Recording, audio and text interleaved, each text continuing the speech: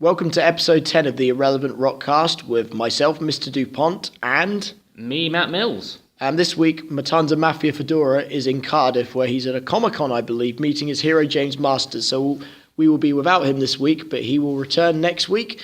In the meantime, myself and Mills, we are a pair once again. Mm-hmm. And this week, we're going to be talking about System of a Down and how we love them, but how they irritate us and how their reunion wasn't everything we kind of expected it to be. I'm going to be talking about Faith No More and how Soul Invictus was an important album in their career after a long break. We're also going to be talking about the past week's Reading Festival announcement, Avatar playing main stage at Download. We're going to be reviewing Sabaton and Alestorm at Southampton Guildhall, and Wilson at the Joiners. And Mr. Matt Mills here is going to be doing an album review of Hail the Yeti. What is the name of the album? It Screams from a Black Wilderness, because it's a very cheerful record. Sweet. And we will be ending off this week's episode with myself and Matt's top 5 guitar solos of all time and what they mean to us and why we enjoy them. Mm-hmm. So let's start then with System of a Down, Matt. Definitely. Yeah, System of a Down are a band that I got into about 2004, 2005. At home we got Kerrang, and hearing Chop Suey for the first time and watching the video I thought was crazy and really cool. And my brother was into them at the time. And then for Christmas, I got both Mesmerize and Hypnotize around 2005 or 2006. Were those like the twin albums that they made? They were, but they came out at separate times. And okay.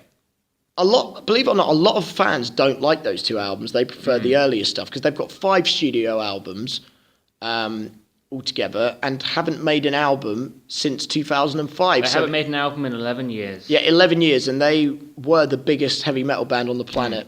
What annoys me is, I've mentioned this on the cast before, but have you ever heard of Watch Mojo, the YouTube channel? Yeah, that's the top 10s list. Yeah, the top 10 modern rock and metal bands. System of a Down was number 1. I'm like, you can't include a band that hasn't released an album in 11 years on a modern bands list. That didn't really make sense to me. I know what you mean. I wouldn't call them a modern band since they haven't released a record in a decade. I would say Avenged Sevenfold would probably top that list in terms of popularity, craft, structure, changes they've made. No, I think probably Linkin Park. Yeah, in terms of popularity, I'd say so. In terms of the past 16 years, I'd say so. We know, Watch Mojo are very safe with their lists. They're not going to do something risky because they're a really crap YouTube channel. But the point remains, System of a Down, I've never really been a massive fan. Why? I don't know. I like Chop Suey, the song. Have you heard the Toxicity album? No, I've not heard any of their albums fully, just because I don't know, they sound strange to me. I could never really gravitate towards them when I was younger, and I was sort of in my heavy metal infancy. I was never drawn to them. I was drawn to more, straightforward is the wrong word, but I was drawn to more... noir, but traditional heavy metal. I was drawn to Megadeth, I was drawn to Metallica, I was drawn to Slayer. It took me a while to get into... new, as in NEW, new metal. It took me a while to get into it, and when I did, it's stuff like Sylosis, Savage Messiah, Reign of Fury, stuff that sounds more traditional. And so stuff like Korn, Limp Bizkit, System don't really new metal as such. They don't really hold a place in your heart. And the one band that do, I'm guessing, is Slipknot, and even calling them new metal is subjective. Yeah, anything from the new NU metal genre has never stuck with me. I try to listen to it. I've tried to listen to Limp Bizkit. I tried to listen to Linkin Park. What about Disturbed? Do you like them? Or? No, I like Disturbed actually. Okay. Disturbed and Slipknot are the two exceptions, but I try to listen to Limp Bizkit. I try to listen to Korn, and it's all right, but I always find myself going back to thrash metal, death metal. Got it, yeah. I'll tell you what. Stuff like that. One thing I reckon, if you do see Korn this summer, because obviously Korn are the pioneers of new metal to many. Yeah. Deftones as well as another one. But Deftones got away from it. Korn they did stuck true to it, haven't they? They did, and Korn actually got sillier as the years went on. Of course.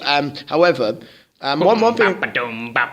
Yeah. Jesus Christ. Hang on, man. You know Disturbed do stuff like that all the time, though. Oh, Yeah, it's exactly. Jesus Christ. And also singing. There was a rumour going around. I think they've since debunked it. There was a rumour going around that noise was inspired by a monkey at the Chicago Zoo. Well, if it works, it worked a treat because that's very famous. Him doing that. David Draymond invented a sound. How many people can say that? Yeah, and I mean Jeff Lynne can say that, but and now not now, but what was it? 15, 16 years ago, David Draymond can as well on The Sickness album. Yeah. Yeah, but with what was I going to say? With Korn, one thing I think that hopefully when you see Korn at Download France this summer, if you do decide to see them, is that fucking good live new metal. What I mean is in terms of crowd... I've heard they're really good live. Like crowd responses. But anyway, going back to System of a Down... Are they... I know they're sort of come from the same era in heavy metal, but are they technically new metal? What, System? Yeah. No. However, they do get labelled in with that... Well, it is, though, essentially... System are unlike any band, but in terms of floor fillers, mosh pits, crazy, and image driven, if you have them, and let's just say if you have them, Slipknot, Disturbed, and Korn all in a row on any DJ set or any like music channel, it flows, doesn't it? Oh, of course. And for that reason, you're going to get all the 90s kids coming along. Yeah. If you play Slipknot and System and Linkin Park, and you name it's it. just not something. I mean, it's not an era of metal that. And also it's another thing that makes System slightly new metal to me is the random sounds that Darren makes. Yeah, like and the craziness, the obscurity, and how bonkers they are. New metal has an element of bonkers to it. Like in the early days, they didn't really have solos either, did they? No, and also in the early days, Darren didn't do any singing because obviously they've got two lead singers. Serge is is primarily the front man of System of a Down, as we know. But Darren Malakian. Yes. Yeah. However, Toxicity, though, was the album that got them huge. Their debut album gave them a lot of attention. Weren't they both produced by Rick Rubin?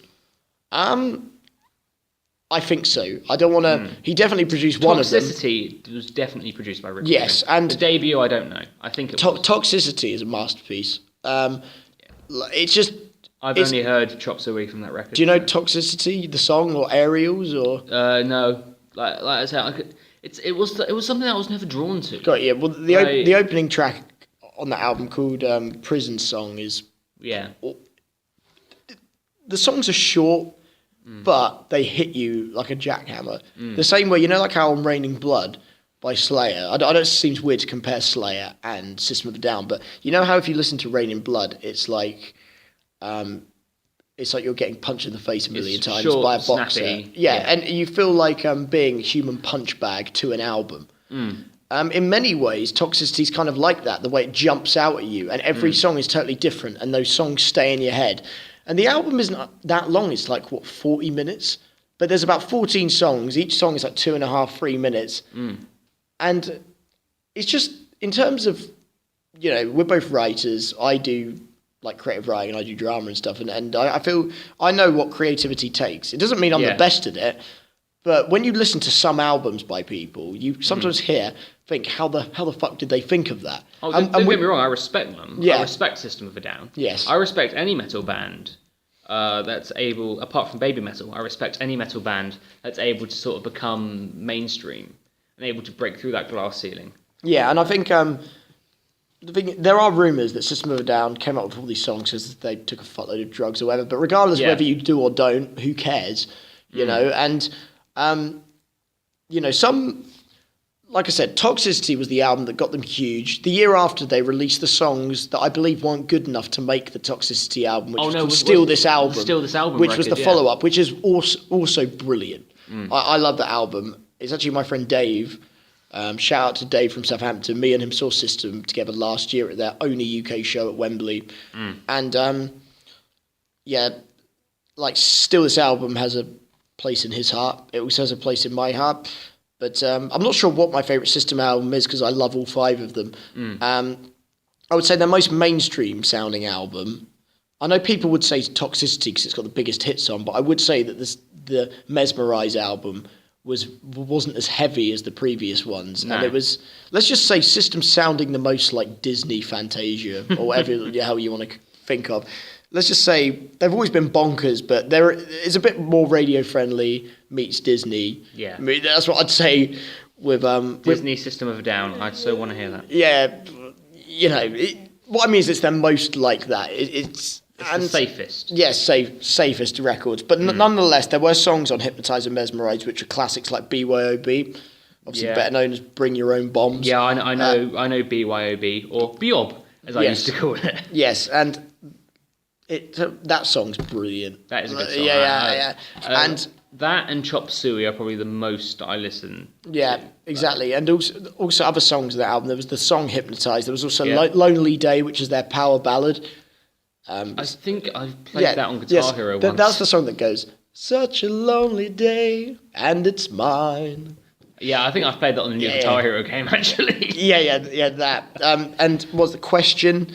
And songs like Radio Video are also like staples of the live show. I'm taking your word for it. You could be pulling song titles out of your ass and I wouldn't know. No, that's all right. I'm taking your word for it. No, it's all right. No, it's fine. It's also for the listeners because like a lot of them would have heard these albums. Yeah. But I think sorry, guys. No, it's all right. I'm letting the side down. It's all right. At least one of us does, which is good. But in fairness, if neither of us knew anything about System of a Down, we wouldn't bring it up. Of course not. And I have no idea if Matanza does or not. But regardless, with I don't know. Matanza seems more old school, so I don't know. Maybe not. Potentially. So maybe we can ask him next week.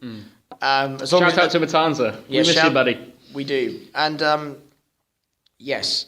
With System of a Down, let's just say that in 2005, they headlined, just trying to make sure I get this right, 2005 they headlined the Sunday Night Download Festival alongside Black Sabbath. The other band were Feeder, but I'm not going to mention them because they shouldn't have headlined that year because they've never been big enough to headline a UK festival. What, Feeder? Yeah. The indie rock band? Yeah. They headlined Download Festival Friday. This is going to bring up a whole new thing. Yeah, they did. I mean, don't get me wrong, I love Feeder. Yeah, like childhood classics. Renegades was a great album. Yeah. Renegades and Generation Freak Show, like their latest albums, they're the ones I listened to when I was growing up because they came out as I was growing up. Yes. I love those albums, but I had no idea they were big enough to headline. Yeah. I think if you're going to headline Download, I think you have to be a household name. Of course. No, and also the festival was new then as well, so they were making mistakes. But still, Black Sabbath and System. Yeah. And Feeder are not on that level. As much as I love them, they're not on the same level of popularity. They're not, but 2005 was probably their height of their career popularity-wise, you could say. So that's the only thing I would say. But anyway, regardless, System of a Down were, at the time, they were bigger than Slipknot. I would say the only metal band they weren't bigger than, who were like from that time, were Linkin Park, like you said. Yeah. But System were the metal band that everyone loved. System of a Down logo on people's shirts. They were on. They had hits on the radio. They had albums topping the charts. And then they went on a 5-year hiatus, which pissed off a lot of people, including myself. And we kind of just thought, what's happened? And then in 2010, they announced a reunion, and then they'd be headlining the Saturday night of Download Festival 2011. And everyone gets excited, new music, and guess what? We're now in 2016 and there's been no new music. And they have barely performed shows as well. They have played one in the UK. They headlined Download Festival 2011, which had mixed reviews. They sub-headlined Reading and Leeds to Green Day 2 years later. And I reckon that Download show had something to do with it, because otherwise, of course, they'd be headlining again if it went well. They sub-headlined Reading and Leeds, and then they played a one-off London show last year at Wembley Arena, which you went to. I went to with Dave. And they've done this reunion. There's no new music, and they've played a handful of UK shows which have sold very well. And but in many ways, you could almost call System a nostalgia band as such, even though they're so big that you shouldn't, if you know what I mean. It's so strange for a band to just go on a hiatus at that peak. Yeah, they were top of the world in 2005. Yes. Then they just stop. Then the train just stops. And they had side projects. Serge Tankian went solo. And there was Scars on Sorry, I don't want to get confused with Joey Jordison's side project from Slipknot. Scar the Martyr. Yeah, That's Scar it, the Scar the Martyr, Martyr. Not Scars on Broadway, Scar the Martyr. Scar the Martyr was Darren Malakian and... No, Scar the Martyr was Joey Jordison. My mistake. Scars on Broadway. That was it. Scars on Broadway was Darren Malakian's Yes, that was it. You can understand how I made this Scar mistake. the Martyr Yes. was Joey Jordison after he left or quit or got kicked out of whatever Slipknot. That's fine. I apologise for that mistake. It's the whole Scar thing, which... Alex, get your act together, man. Jesus. That's fine, but I'm just talking about side projects. So yeah, they have been busy, but apparently they don't get on very well. And there has been, from what I've heard and what I've seen, there isn't a chemistry. They seem like four guys who don't get along very well, that they don't really look each other. And from what I've heard, there are some people I know who went to Download 2011. I went to Sonosphere that year, but there are some people I know who went to Download 2011 who said, "Oh, it was insane." And I'm like, but you're in a crowd full of drunk people who are singing along. Of course you would. But in terms of looking at the stage, seeing them perform, seeing the chemistry, and also, are they? Do you really think that's as good as they can be? And it's interesting because the gig I went to at Wembley Arena was, according to like some journalists, and I've mentioned a few times, Beast from Skulls and Metal Hammer and stuff, he said it was the best System show he's seen. It was actually his gig of the year for 2015. Fair enough. And I saw it and I thought it was really good, but not fantastic. The reason being is because, I was saying about the lack of chemistry. Darren Malakian is stood the right-hand side of the stage, not looking at the other members, and he's just doing his own thing and making random noises up on the spot as if they weren't rehearsed. And I know you could say, "Oh, that's cool," but when you're System of a Down and you're that big, it's weird. When you're like a band like The Defiled and randomly throwing a keyboard, I feel like you can do that because it's totally out of the blue. But if you've hit the stage where you're performing live and you can't even look each other in the eye, that's the sign you need to stop. That's when Creed knew they should stop. Yeah. Both first time around and the reunion, they knew they should stop when they just couldn't speak to each other. Oh, for couldn't sure. look each other in the face. I just feel like also there's so much fucking around with System as well. Yeah. Like the good thing, when I say fucking around, I'm not on about... in fairness to them, they go song to song, so they don't talk much, which you could say is good and bad. It would be nice for them to talk to the audience, but I don't think they've ever been that band, even back in the day of Toxicity and stuff. When I say fucking around, I'm on about during songs, and I know you could say they're crazy, they're mad, they do that, but for me, I find it's like the version of that song was performed terribly. I love the studio version, and what they just did ruined it for me. They had that a couple of times for me at Wembley. I've heard them do live versions of Chop Suey and it's been nowhere near as good. I actually enjoyed Chop Suey at Wembley, but that's because I jumped in the pit. I couldn't help it. Fair enough. But that was just me. But that's your view on it. But I just think System of a Down have done everything they possibly can since they've got back together to piss their fans off just as much as when they were on break. Yeah. What do you think? You're more of an expert on this than I am. Yeah, but just from what you've heard. From what I've heard and from things I've seen and blah blah blah blah. Yeah, it sounds like their reunion was the idea of some management or some executive that was like, if we get these four men back together, we can make a shit ton of money. Oh, for sure, and the band would make a shit ton of money. The other interesting thing, actually, as well, is they may be making music right now as we speak. We have no idea, but System is so... Probably not. Also, they were late at Wembley. They were about 15, 20 minutes late on stage, which is really unprofessional. Oh, my Lord. That's another thing I forgot to say. That's like an Axl Rose. Not as bad, but it's... Well, Axl Rose like an hour late in Canada, so we'll let him off. But, System of a bunch of C's. I haven't said that word on the podcast yet, but I feel like it's going too far. Should I take the full for you, or we just... Okay, System, say it. Okay, I'll tell you what, you say System of a, and I'll... System of a... Cunt. System of a bunch of cunts, but yeah. That's kind of what I call them. Great, I just said the word to stop you saying it, and you said the word straight after anyway. This entire exercise is totally pointless now. Yes. Well, I sent my friend some text saying they are late, System of a bunch of cunts. System of a bunch of cunts. Yes. Yeah, what was it? What was the joke name? One of my mates in secondary school... I remember now, he felt exactly as you do about the System reunion. It was like System of a Down, like the reunion is really crap. More like Syndrome of a Down, am I right? Syndrome of a Down. I'm like, oh my God. I like that. I'll tell you what, actually, one last thing to wrap up this System segment. if they returned in 2017 to headline festivals across Europe, Yes. would they headline? Depends which festival. No, because what's interesting is when they were announced as subbing Reading and Leeds, I was in shock. I was like... I reckon they'd be main support slot. Now they would, but Yeah. between 05 and 11, which is obviously the years they would have been eligible to headline, Yeah. that would... System not headlining would be considered fucking crazy. Yeah. You know what I mean? And so... now, I think it was because where the Download show had such a mixed reception, they thought...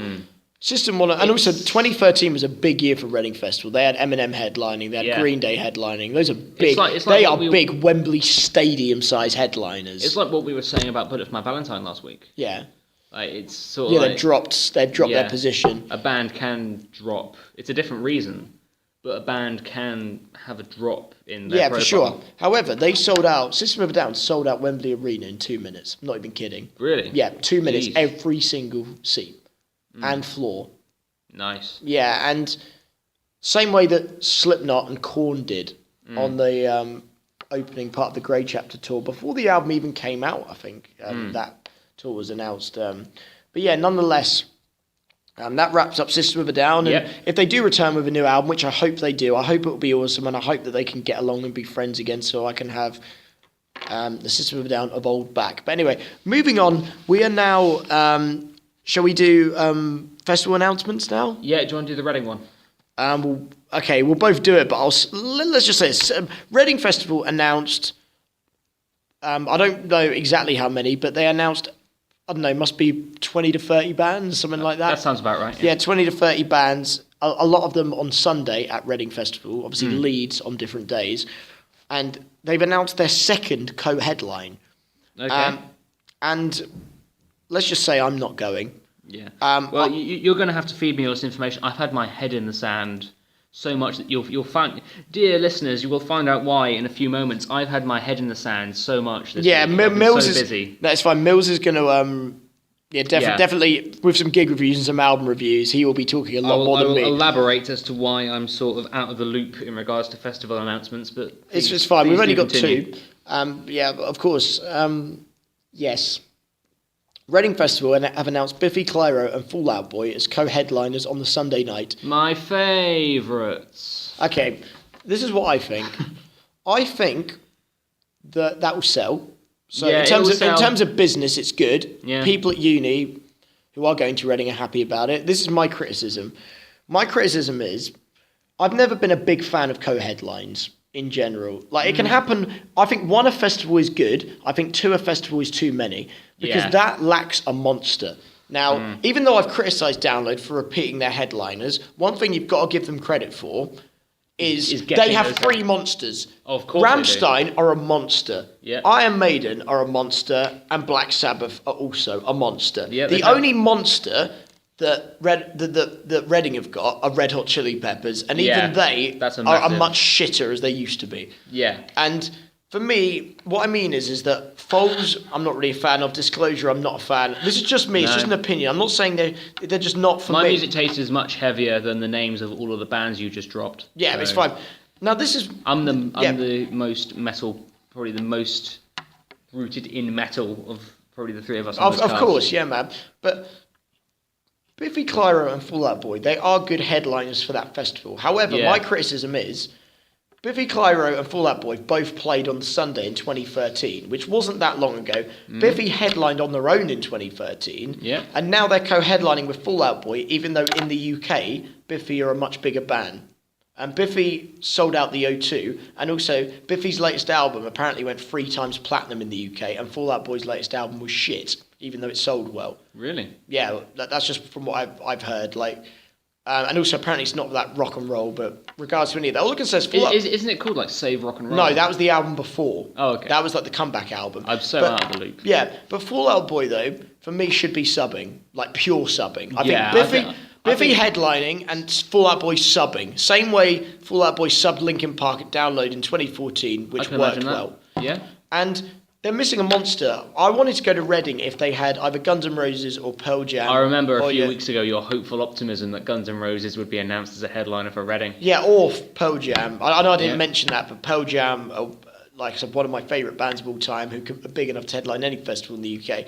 And I think, do you know what else? You know Muse got announced for Glastonbury, and we mentioned that last week. Yes. Reading have missed out. They should have put Muse. Muse are a much better... Muse would have been a better fit. For sure. If you had Muse with Biffy Clyro's or even Biffy Clyro headlining another day, Fall Out Boy's main support for Muse, yes. For me, I just feel like this is just headliners, but for me, Reading, like I said, are lacking monsters, repeating stuff, and are taking risks, which will work in terms of business because Reading always sells out, and young people don't care about how good they are a lot of the time. That's the good thing about the Detention Club Night Festival. I mean, Reading Festival. Yeah. No, exactly. And for me. Okay, now that more and more headliners are being confirmed for rock festivals, you now know who's been available. Yeah. Now, for me, with everything that's gone on over the past few weeks, I've now realised that Download haven't actually made any mistakes with their headliners. Like, they haven't missed out on anyone in particular they could have booked. We all know, Matt, that these festivals are rivals, aren't they? They want to get each other's bands. They stole all of Sonosphere's stuff. Sonosphere 2016 is not going ahead in the UK, is it? But there's been no confirmation. Well, things like they're already announcing acts for like Sonosphere Italy and Sonosphere France. So the fact they haven't done that for the UK, I don't think there's going to be a Sonosphere this year. I'll tell you, neither do I. And I think as well that there aren't any hard rock or heavy metal bands who are touring Europe who aren't coming to the UK that I've seen. Yeah. What I mean is, imagine if Tool, for instance, were headlining a festival in Germany. You'd think they're in the UK somewhere. But but obviously that's not happening. But there isn't. It seems to me like Hyde Park, British Summertime, I've gone every year the past few years. And I know that's not a proper festival with camping, but it is a festival in terms of like a 6-day event of bands. 2013, I saw Bon Jovi and the Rolling Stones. 2014, I saw Neil Young. 2015, I saw The Who. Yeah. Now, they're good headliners. They're rock. They're meant to be hard rock, but they're still classic rock, and they are monsters. Oh, yeah. As I mentioned. And this year, there's none of that. And it's because there isn't any... 2014, I also went to Black Sabbath in Hyde Park as well. Yeah, I remember you saying when I was talking about Sonosphere. Yeah, that. And for me, it just seems like the Isle of Wight Festival, they've got Queen and Adam Lambert headlining, as we've said before. That's a good booking, but I'm not sure if Download would book them, only because they were going to headline Sonosphere and then it got cancelled. And I know that and also back then, Queen and Adam Lambert were a new thing where people were criticising it before they heard it and saw it, and now the world realises this actually works. Yeah. Queen and Adam Lambert were brand new when Sonosphere happened. I think the New Year's Eve show that they did... Yeah, helped open people's eyes up. Not the year just gone because that was Bryan Adams, but 2014 going into 2015. Yeah. Their New Year's Eve show was for sure awesome. But anyway, regards of headliners, they've announced... Let's just say, actually, in terms of Reading Festival and a lot of people at universities... They've done well in terms of everyone who loves Reading and Leeds. They love the 1975. They love 21 Pilots. They love Fall Out Boy, and they've got all that. The only band that are missing at all-time low, who are surprisingly at Download, which is quite funny. But the metal bands or the metalish that they've got Five Finger Death Punch playing. Yeah, and they've got a lower slot than they did at Download last year, which is a bit strange. But they've got that, and they've also got. Asking Alexandria playing. They've got Partway Drive, who were previously announced. They've obviously got Crossfaith. They've got Eagles of Death Metal. So they've got some bands that are part of the hard rock and heavy metal world, and some bands that we like. So, but it's just really weird how I know Reading's always been that festival, but if I was in that crowd, I would feel like, wow, this festival has real identity crisis. Yeah, I've never been to Reading. Neither have I. I've no ambition to go to Reading. There was only 1 year I wanted to go, and that was 2013, when they had a mostly hard rock and heavy metal day on the Friday. Yeah. But that year I went to lots of other things. Would you have just gotten a day ticket? Or potentially, but I went to other things. And also all of the bands that day I've seen, or anything. But for me, out of any, since 2010, 2011, it's, in my opinion, the worst Reading and Leeds lineup for me that I've ever seen. That's just my opinion. I just feel there is. I've not been paying anywhere near enough attention to judge. So. No, that's right. I'm a guy who likes looking at every festival. I'm not saying you don't, because I know you do, but I like looking at all festivals, including hard rock. I look at heavy to Glastonbury. Yeah. I'm just a big fan of Live Nation. I'm a fan. I really enjoy. I would love to work for a company like that where I know business, and I'm a fan of music as well, so I'd like to think bands deserve it, but unfortunately, music business, as we discussed last week, can sometimes take over. Meaning, I would love to talk about 21 Pilots in a different episode. Yeah, I need to. Yeah, that's good because I'll do my research of 21 Pilots, and then we can. Yeah, you can say what you think because even Matanza knows about them, and he's not a fan, but we can talk about what we think of them in another episode. But that's Reading. That's Reading and Leeds. Myself and Mills are not going. No. Okay. However, they will sell tickets, so we can't. We'll give them their due for that. I just think it's repetitive to previous years. There's only one monster, and that monster are past it. And for me, I feel like Reading and Leeds could have booked Black Sabbath. I know that sounds a bit weird, but they could have done. I don't know. Going off like the demographic that they're going. Yeah, but they booked Metallica last year. Yeah, but Metallica still have more. There's no way that I can phrase this without sounding like a dick to I reckon if Black Sabbath got announced for Reading, a lot of people would like it who are going to Reading. I think people would find that cool, seeing Ozzy Osbourne and I know it's rubbish just to say Ozzy Osbourne, but I'm thinking of them in their heads.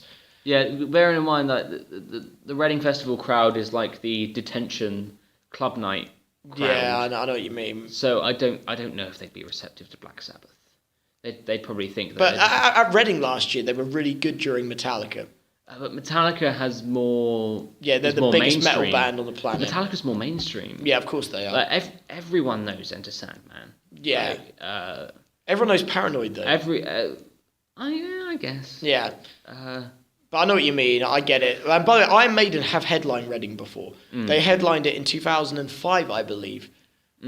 So I can't. In all honesty, I can't see Iron Maiden ever headlining Reading again. No. But prove me wrong, Reading. Prove me wrong, Iron Maiden. Going on to our next announcement for festivals. Just one band at one festival. Avatar are, I believe, I could be wrong, but I think they are opening the main stage at Download Festival UK on the Friday before Alien Ant Farm.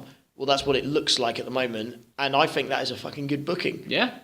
You're a fan of Avatar? You like them? Yeah, I'm a casual fan. I know some of their stuff. They are one of, I think, apparently they've been around a lot longer than what we think. I think Avatar have been around since like 2009 or something. They've had a lot of releases. I don't own any of their music. However, I have seen them 3 times. The first time I saw them was supporting Avenged Sevenfold on the Hail to the King tour with Five Finger Death Punch, and Avatar blew me away. They had like a half an hour set.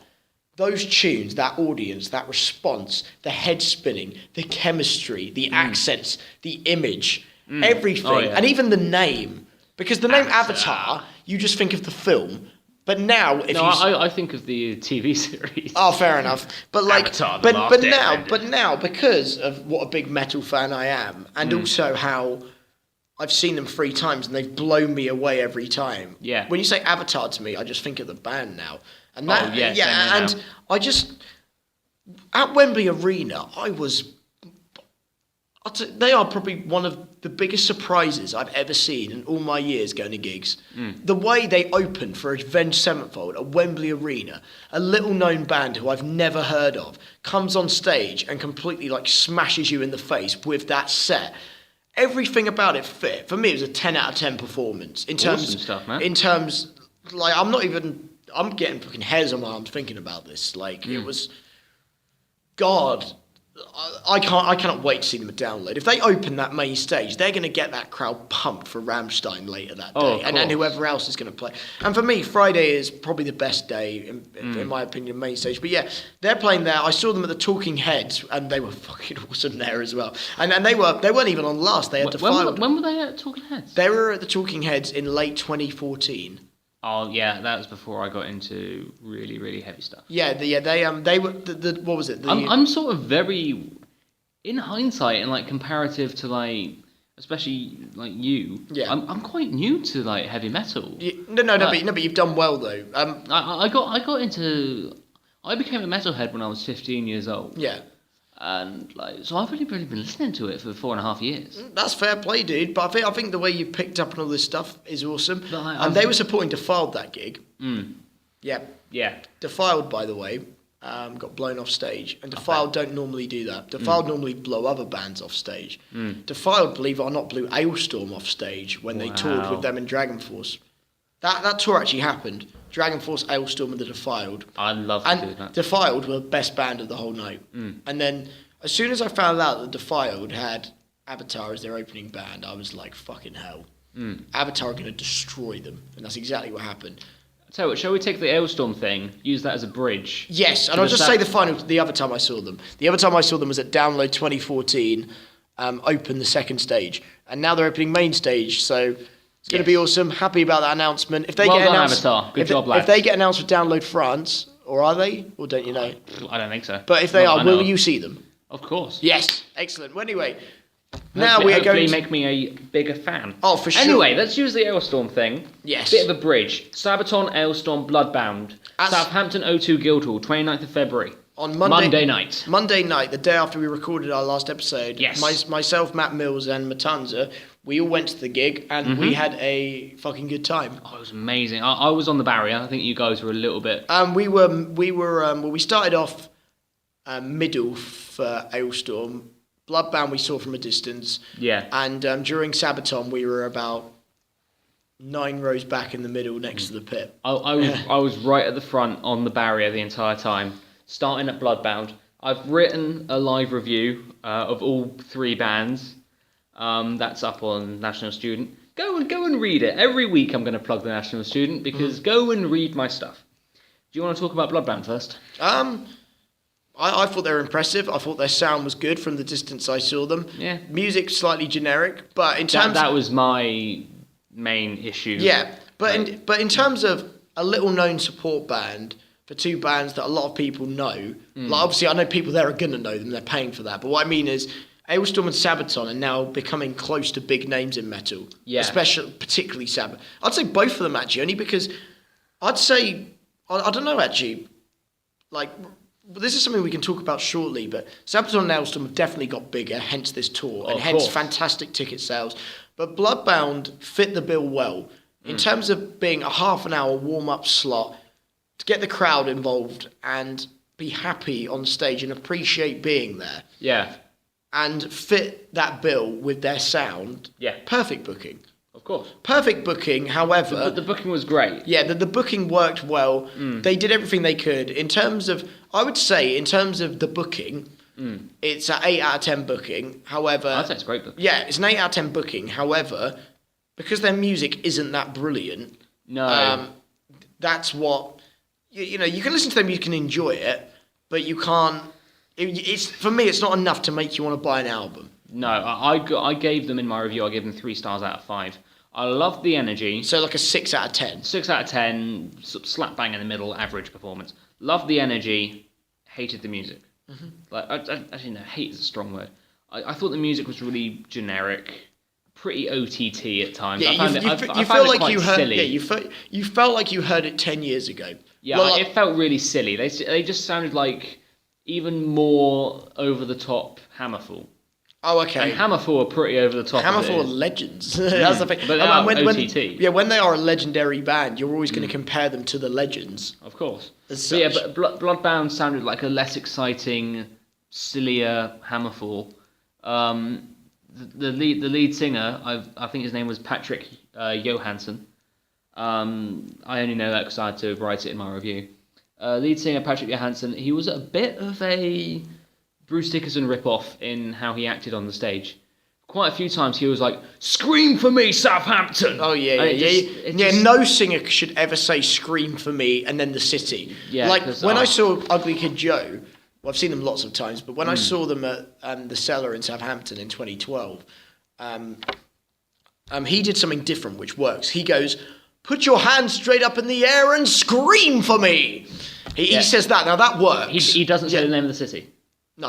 Okay, that works then. That's fine. Yeah. He goes, "Put your hands straight up in the air and scream for me." Even if he said, "Put your hands straight up in the air and scream for me, Southampton," it still sounds different to the way he was doing it. The guy from Bloodbound was doing it just like Bruce Johansson Dickinson. was doing it the exact same way as Bruce Dickinson's been doing it for unfortunately, years. He needs to stop doing that, because if he stops doing that, they might start getting more attention. Can I just point out this is a phenomenal nitpick?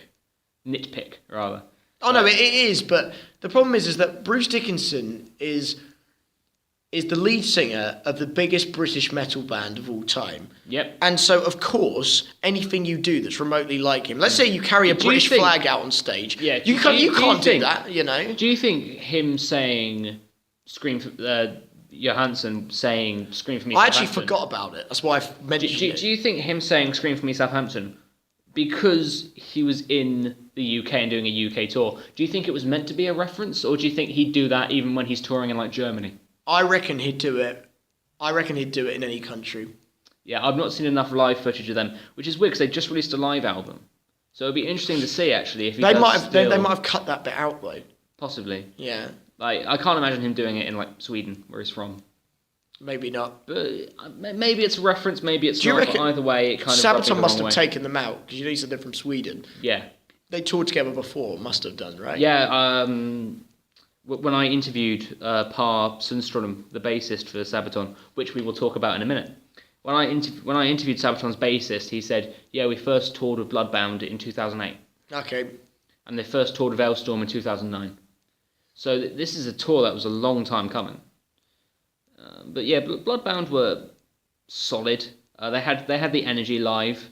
They had some charisma to them, but the music was really generic. Really, I can't sit here and like remember any of the choruses or any of the refrains. I remember there was one song saying something like, it was almost like, all hail heavy metal, or something like that. The lyrics were so Manowar. Oh, very much so, yes. If you, Lamb of War, 3 Inches of Blood sort of lyrics, where it's like, heavy metal's the best. 3 Inches of Blood. I remember them. Enemies have metal! Yeah, oh my god. I remember them from like 2010. I remember them. 3 Inches of Blood, man. It's just such a stupid name as well. Deadly Sinners! Are they still a band? No, they broke up last year. Bless them. And they disappointed their thousands of fans. Yeah. Who probably don't care. They disappointed the thousands of fans that don't exist. But, sorry with 3 Inches of Blood, we love you really. And we're sorry for any 3 Inches of Blood fans listening. We're sorry for the 1 3 Inches of Blood fan listening to this. We apologise profusely.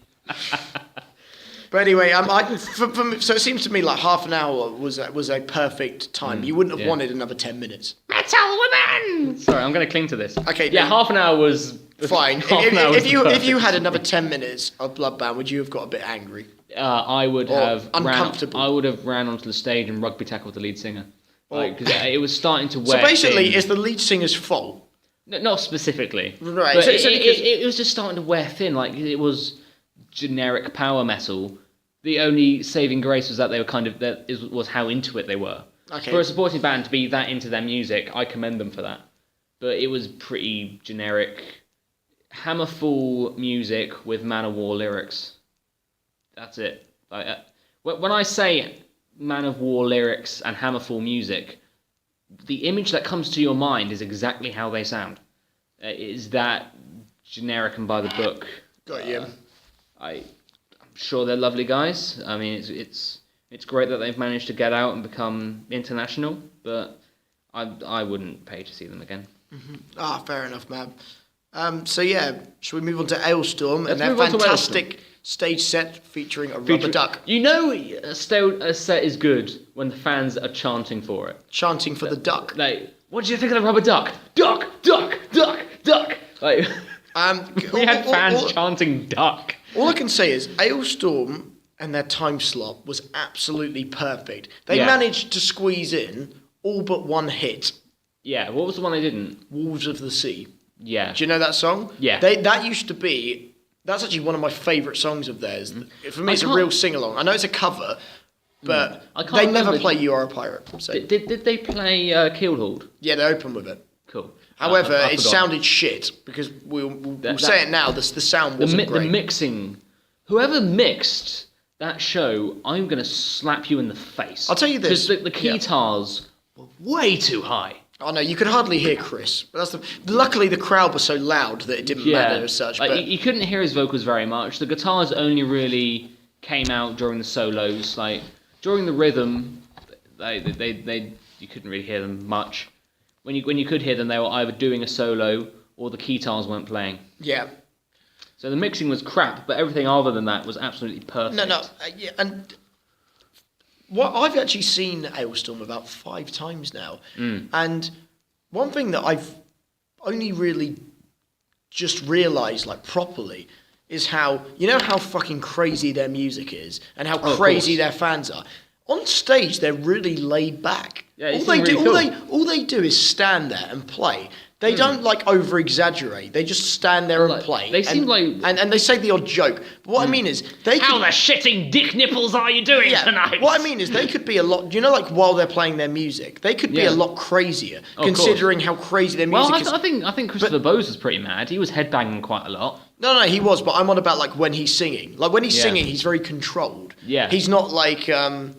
In fairness, what can you do? You're standing next to a mic and you're playing a guitar. True. There's nothing you can really do with that. Yeah, I know what you mean. But what I mean is, it's not a criticism. I'm just saying. Oh no. As crazy as their music is, they perform and do it in such a laid-back way that works, and it's the audience who are fucking crazy. I think they should have ended with Drink.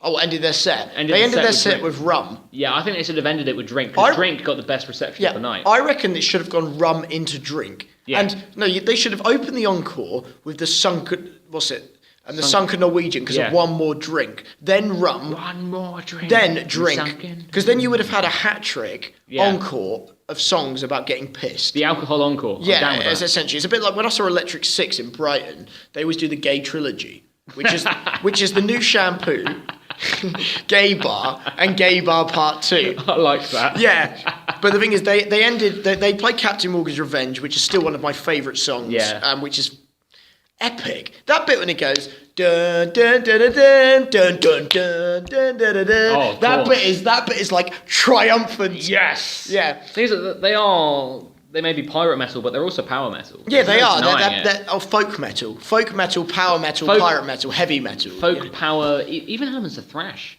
Thrash, Hill's pretty thrashy. Yeah.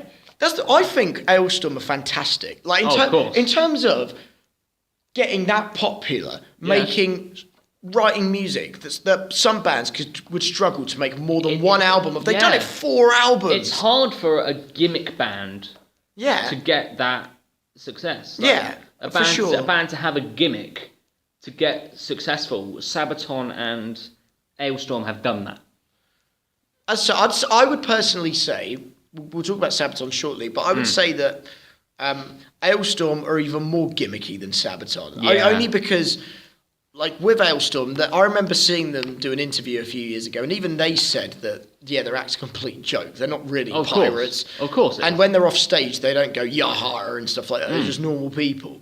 And meanwhile, when I met Steel Panther off stage, they were still in character. Of course. Yeah, and like with Alestorm, do you know what I would love to see?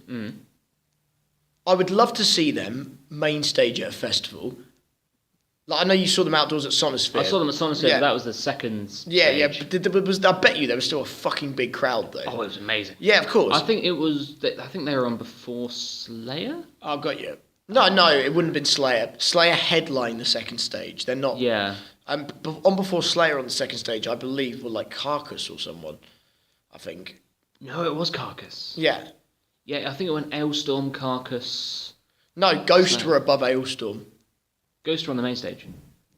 Were they? Yes. I wasn't even there. I was there! Yeah. Ghost were on the main stage. Yeah, but still, Alestorm had like a fairly middle of the day kind of slot. Oh, but it was awesome. No, not Ghost, Alestorm, sorry, I should say. Yeah, Alestorm had a fairly... Well, they were both middle of the day. Yeah, exactly. And so there was that. But what I would love to see, like how...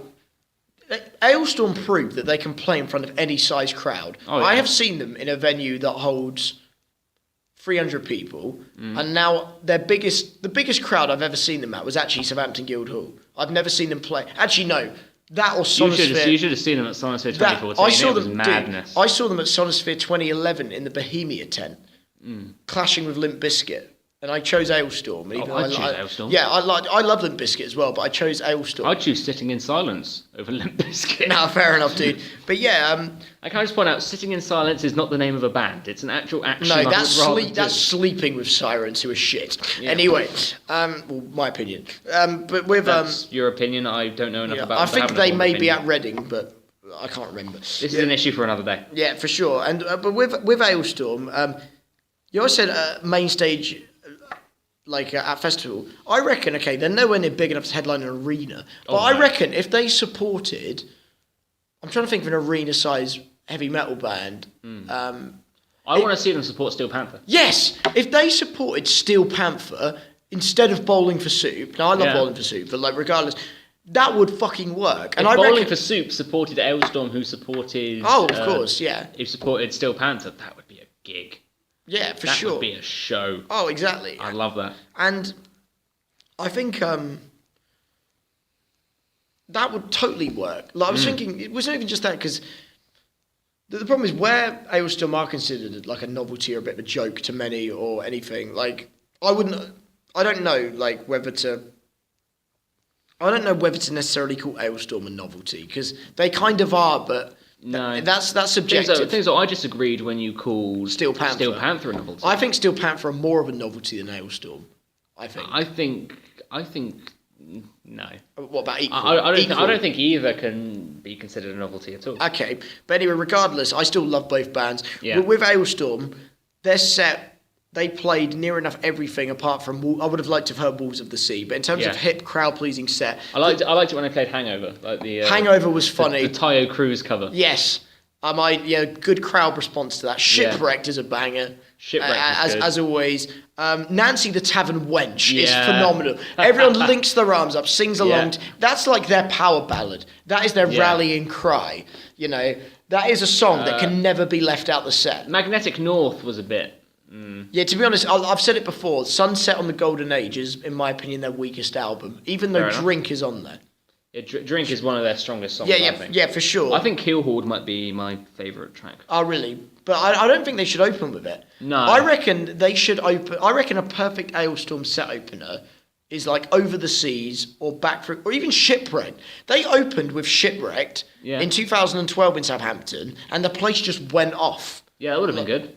Yeah, for me, but I guess it wasn't that tour. But having said that, it's not the Keyhole Black Sails at Midnight tour either, so... No.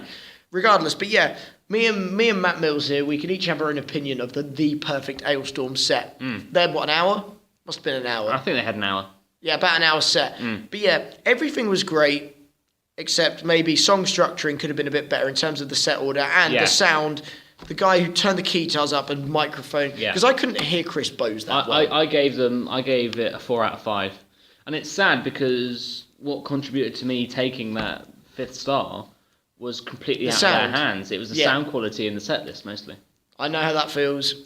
Like, I know I'm only going to mention this briefly, but I recently performed on stage at Winchester's Got Talent, and the guy fucked up my music. Luckily, I got through. However, that's out of my control. Yeah, so exactly. I can, like, in a way, kind of sympathise with them, even though it's completely different classes for many different reasons. But nonetheless, it's still fun.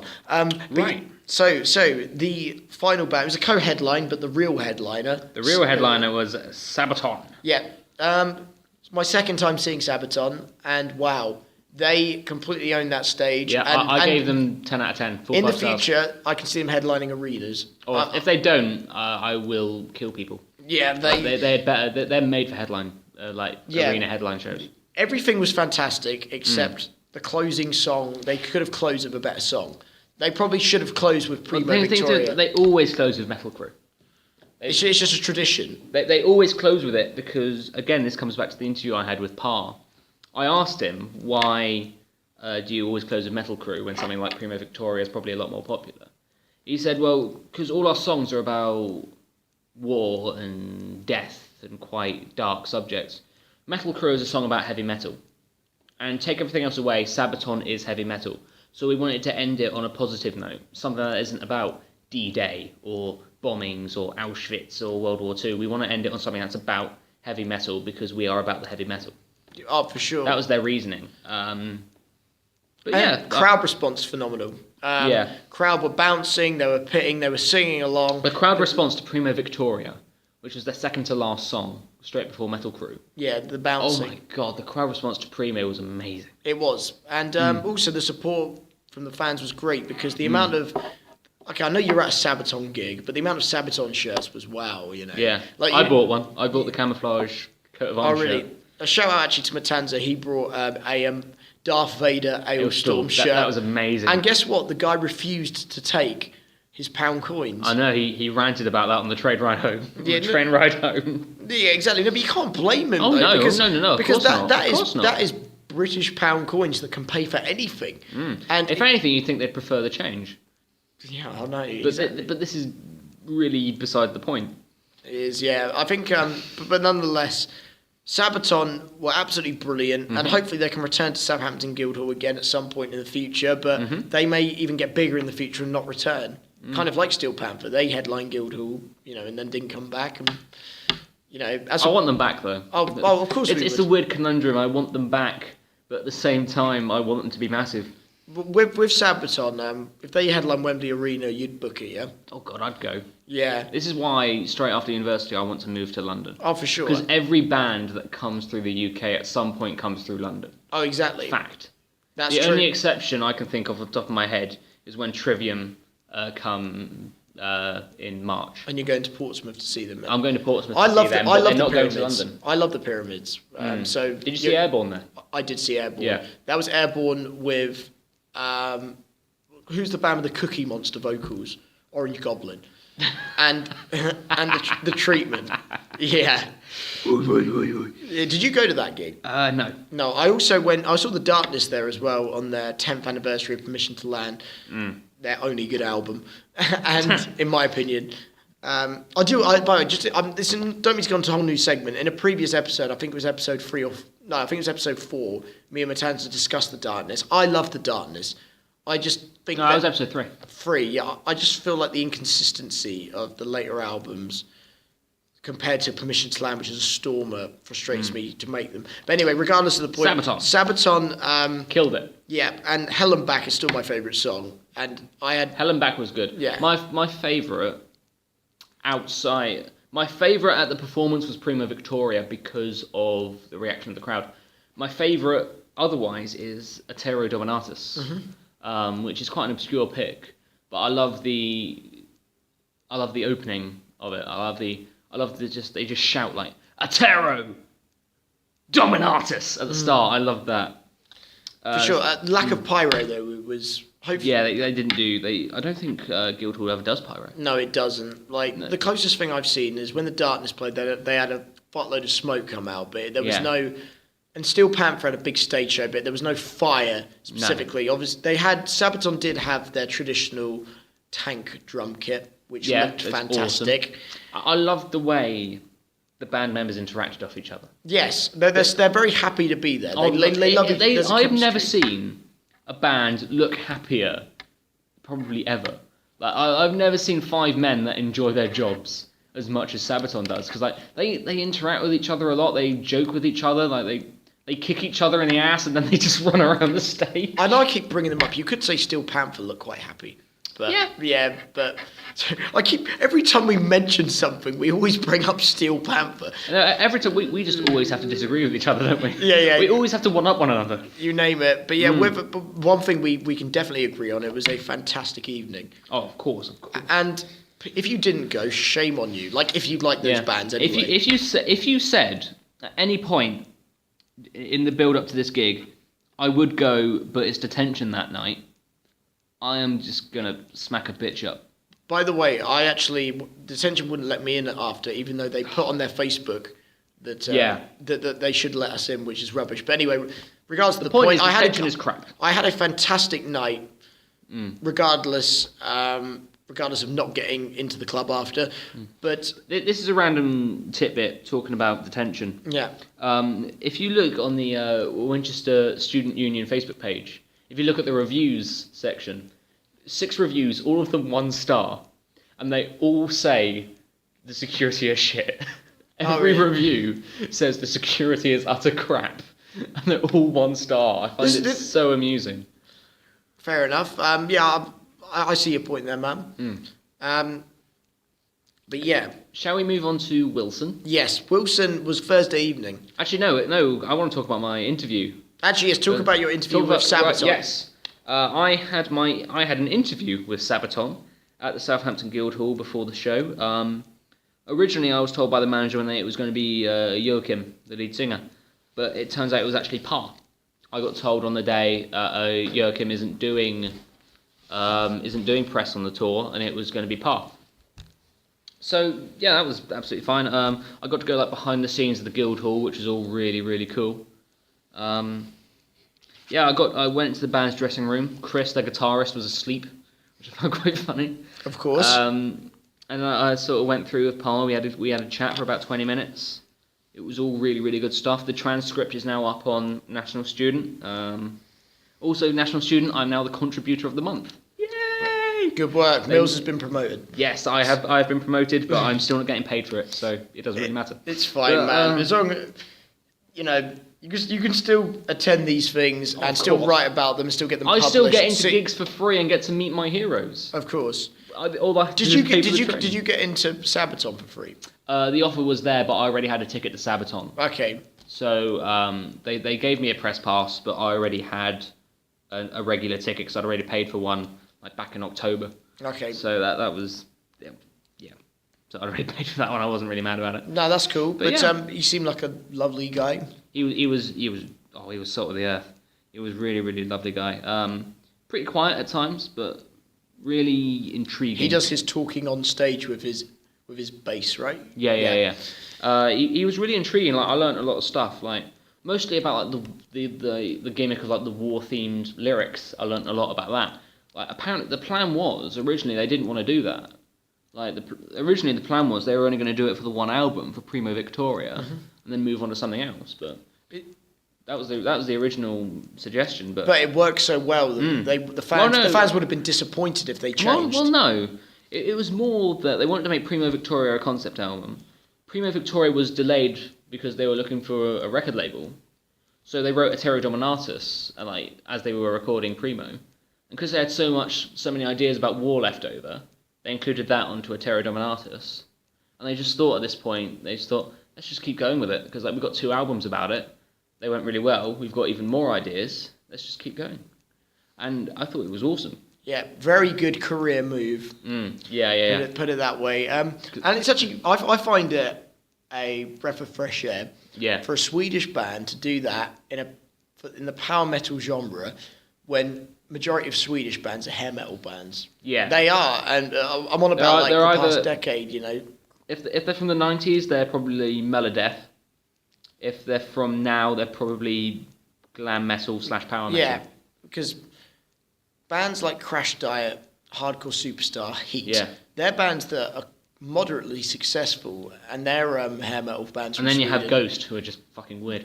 Yeah, doom metal, you could say. Yeah, they are kind of doom metal, heavy metal, whatever.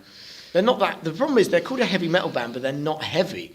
Not really. They're very melodic. Yeah, that's the interesting thing. Is Ghost, the Swedish heavy metal band, heavy metal, maybe, but they're not heavy. The riffs are. Some of the riffs are. Yeah, I guess so. But that debut album. The thing is, the debut album's the only album I've heard from them. Maybe I should hear the latest two. I've heard all their albums because my mum's a massive fan. My mum has all their albums. Oh, really? So I kind of heard them through her.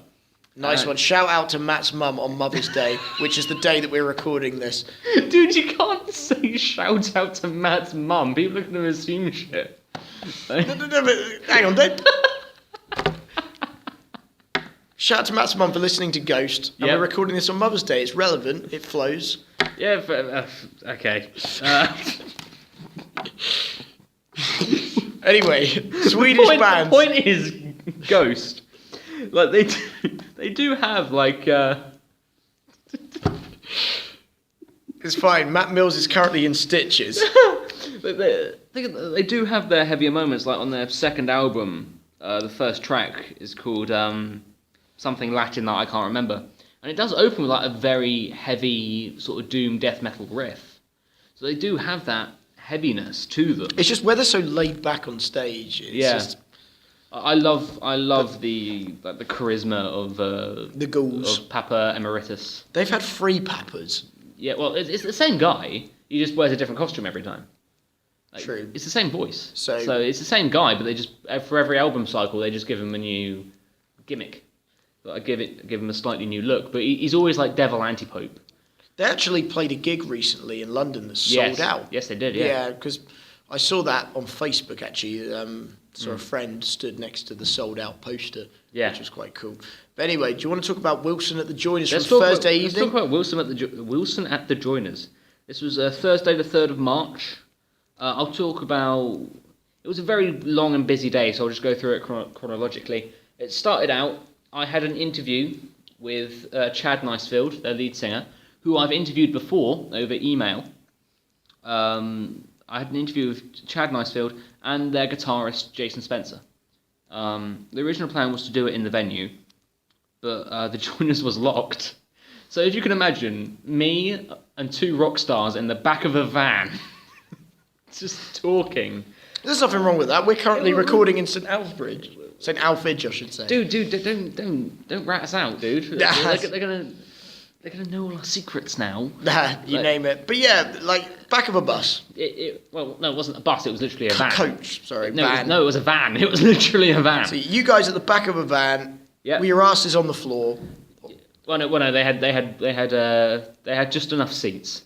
It was like a minivan. That makes it sound more professional. Yeah, they had seats, but it was. You know when you went on like school trips. Yes. When you were a kid and you always had like the one school minibus. Yes. It was that. Okay. So I was interviewing these 2 guys in like the back of a school minivan, and they were all really cool. Like, because where I'd interviewed them before, and we talked about the album, we talked about why they chose these bands as their support. They talked about when they toured with Hailstorm last year, blah blah blah blah. So I thought, was it all good stuff? Oh yeah. Because we spoke about that during the email interview before. I'm not gonna beat a dead horse. They were better than Hailstorm on that night. But so I wasn't going to beat a dead horse. So I thought we'll give the interview something of a gimmick. We did Wilson's review of the UK.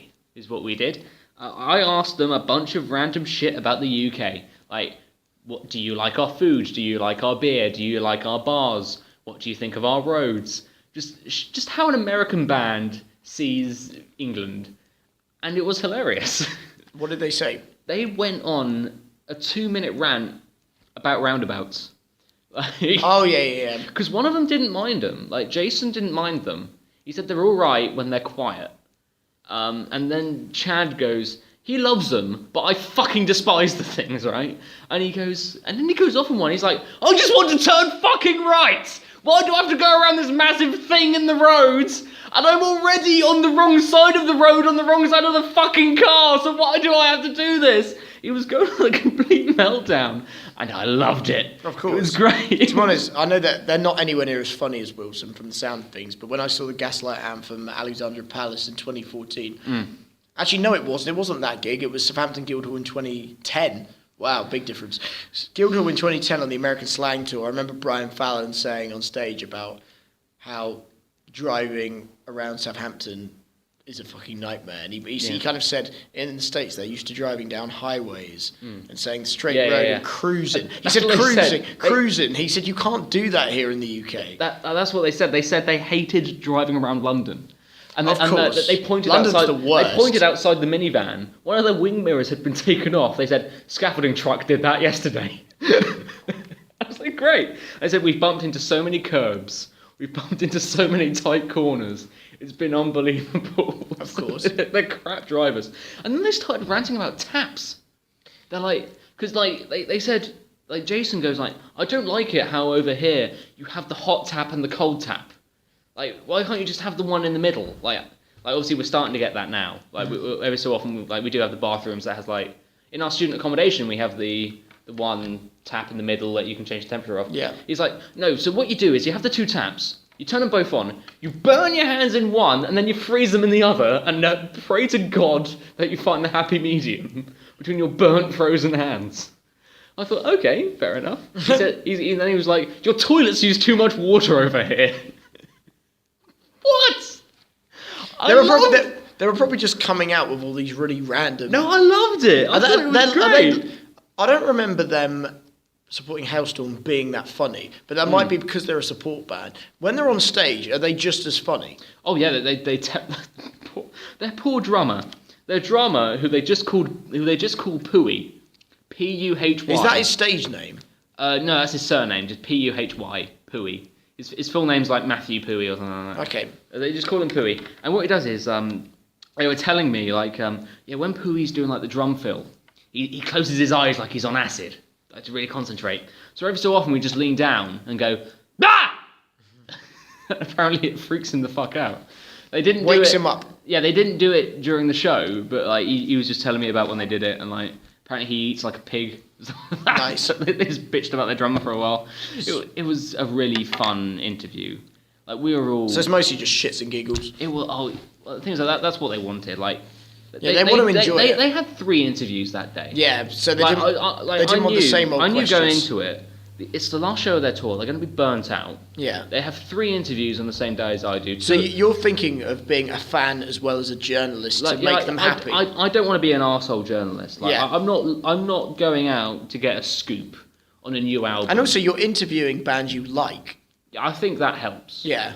I'm interviewing Exodus on Tuesday. I'm interviewing Steve Souza from Exodus. Yeah. I'm thrash metal legends. Of course, I'm a big thrash metal guy, so I think being a fan really helps you to appreciate what questions to ask, because you know as a fan what you want to know about the band. Yes. Right?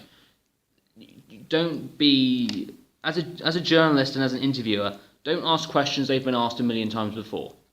Don't ask who are your influences.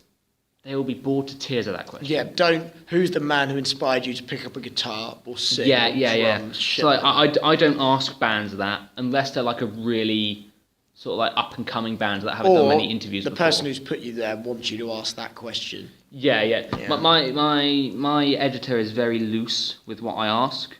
Normally it's the management. Like, I know what they're here to promote. Mm-hmm. More often than not, it's a new album or it's a new tour. So I ask them a few questions about... They love talking about what they're doing now. They love talking about what they've got coming in the near future, because that's exciting for them. They don't get to talk about that very often, right?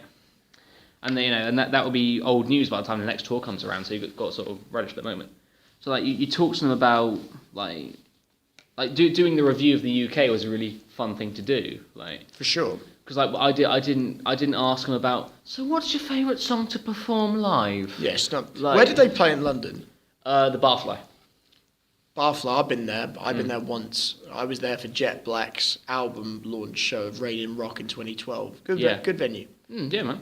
Yeah. But yeah, have you been there before? Or? No, I've not been to. One day you will, I'm sure. I'm sure one day it will come to my attention because someone's going to be there. Yeah. But yeah, no, Wilson, they were the loveliest guys. I got to talk with them. Was that the first time you'd met them in person? It's the first time I've met them in person, yeah. Got you. When I talked to... Second time you're seeing them live? The second time I've seen them live, I got to talk to their drummer for a while as a fan after their show at the Hailstorm gig. Yeah. I talked to Matt Pooey for a while.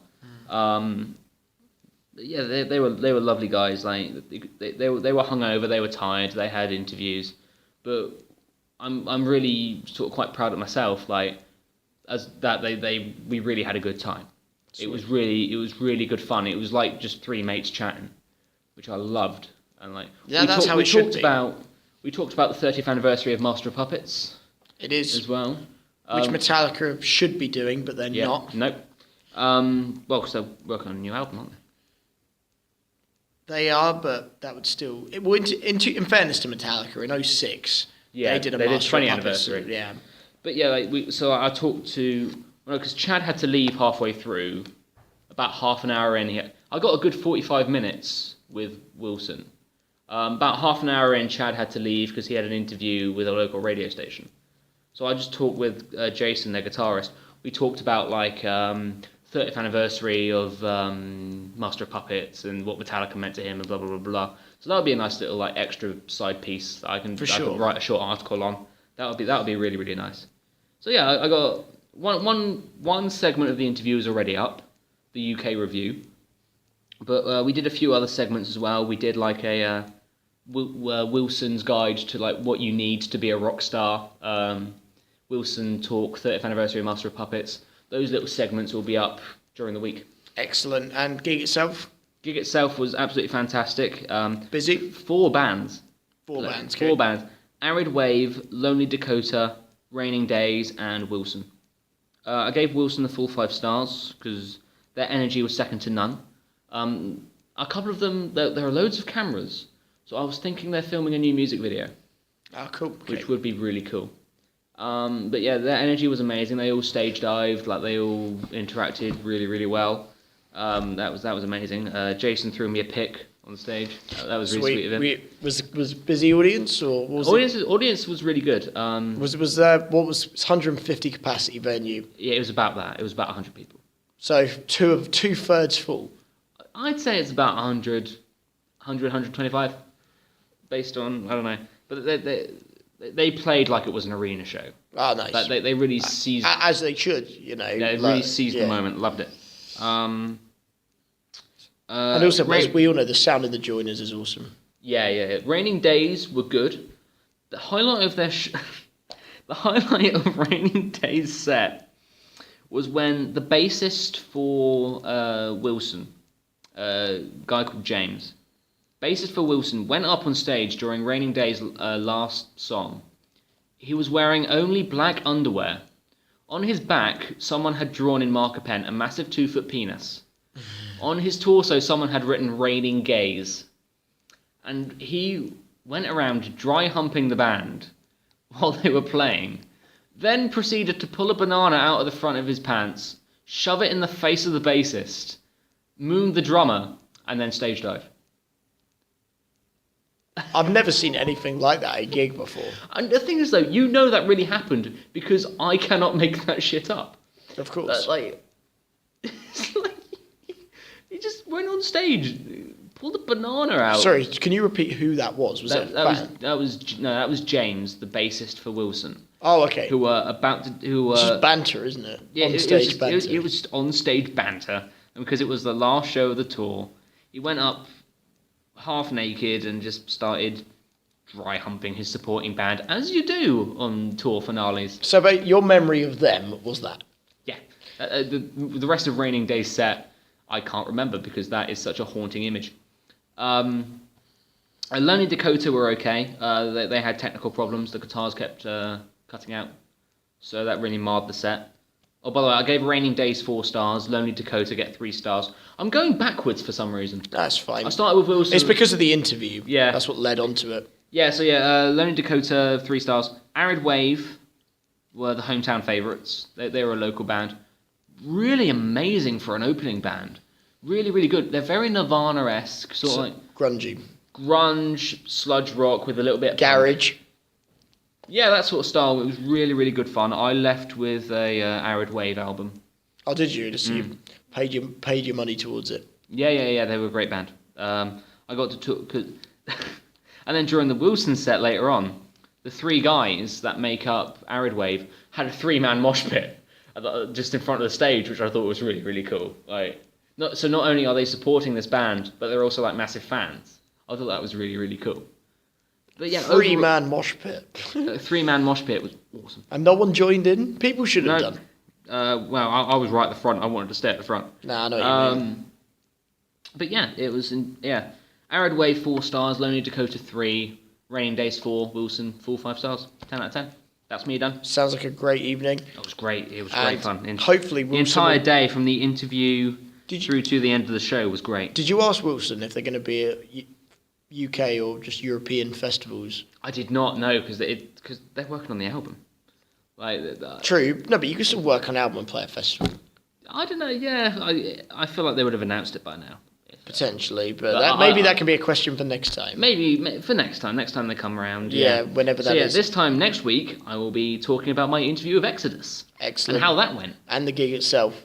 Which I'm currently 50-50, actually I'd say 60-40 going. Yeah. So I probably will go. But either way, either myself or Matt here will be talking about it.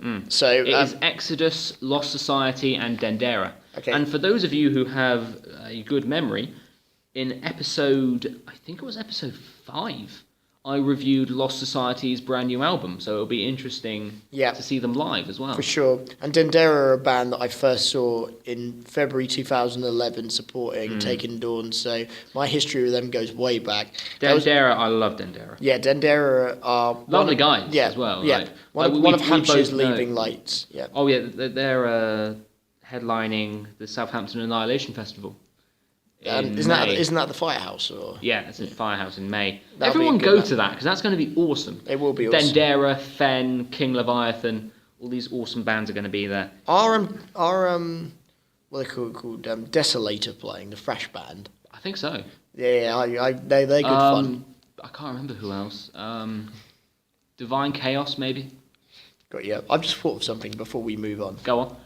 I went to one gig this week, which isn't even a Oh, gig. here we go. No, wait. I know what you're going to say now. I'm going to talk about it for 2 minutes for Go for it. purely funny reasons. The SU, the student union at the University of Winchester, booked Basshunter. Yep. Basshunter is best known for his 2 hits in 2008, Now You're Gone and All I Ever Wanted. Yep. I was never really a fan. No. My brother actually had his album. He's Swedish, so it's talking about Sweden. Is he Swedish? Yeah. Swedish. I assumed he was English. No, Swedish music. Oh, okay. Yeah, and all I can say is this, right? He performed. In fairness to him, he sold out. He sold the place out, which is quite cool. He sold the student union out. Yeah. Were people not from the uni allowed into that show? I've no idea, but it was made students, as far as I'm aware. Okay. But nonetheless, I don't think people from outside of uni would even fucking know about it, to be honest. This and also, uni is shit at promoting yeah, stuff. and also, who cares about what was I going to say? Who cares about Basshunter anyway these days? Who cares about... Well, I'm sure there are people who care about Basshunter, just not enough to actively go out and see him live, when in fairness all he's doing is pressing buttons. Yeah, for sure. No, but this is the funny thing, right? He was really drunk, right? Of course he was. And he was really drunk. And in fairness, he got the crowd going. The crowd were It's energetic. a uni show, he's not going to take it seriously. Yeah, people were bouncing, pitting. Like, what I mean is there was a good crowd response and it was fun and enjoyable. However, his set finished and about 2/3 of the crowd left. And then for the remaining, like, half an hour or so, he just DJ'd with some dude. And then for the last song, there's only, like I said, about 1/3 of the vault there. Yeah. And they're all at the front. And so he then goes, I am going to stage dive. Oh my God. He then jumps to crowd surf. No one caught him. And he fell flat on his face, got his nose, blood all over his face.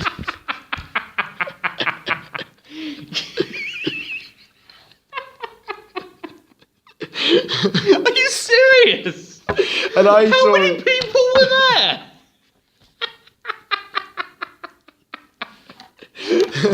How many people? It was a very funny moment. And the even funnier thing was, he downed a quarter of his pint before doing it. Oh my God. Expecting to impress the audience. You think you can impress students? Students! By downing a quarter of a pint of beer. I know people that can down 8 times that much. It's just funny now because I was saying to him... I'm sorry, the image in my head is just Basshunter jumping off a cliff like Wile E. Coyote in a Looney Tunes show. I'm sorry, guys. For the last minute, you've just heard us rolling around laughing. Do you know what the funny thing is? I was saying to students, right? I was saying to them about how... I was saying to them, before you came to university, when you think of Basshunter, you think of being young and those 2 songs. Yeah. In the future, I said, after tonight... You'll think of him performing at uni. You think of uni. Yeah. But now you'll think of him falling flat on his You're face. Think of a drunk Swedish person falling off stage, just like a fucking Wile E. Coyote cartoon. Just falling. The reason why it's funny, but no, What was it like? we originally thought he broke his nose because he had blood all over his face. What's it like? Have you seen the film Mean Girls? I have seen that, yes. What's it like when they do that? The jump of what was it called? Like the dive of trust or whatever. Like all the people just move and this girl just falls through the floor. Yeah, basically. What did you say? I'm going to stage dive, and then everyone just got out of the way.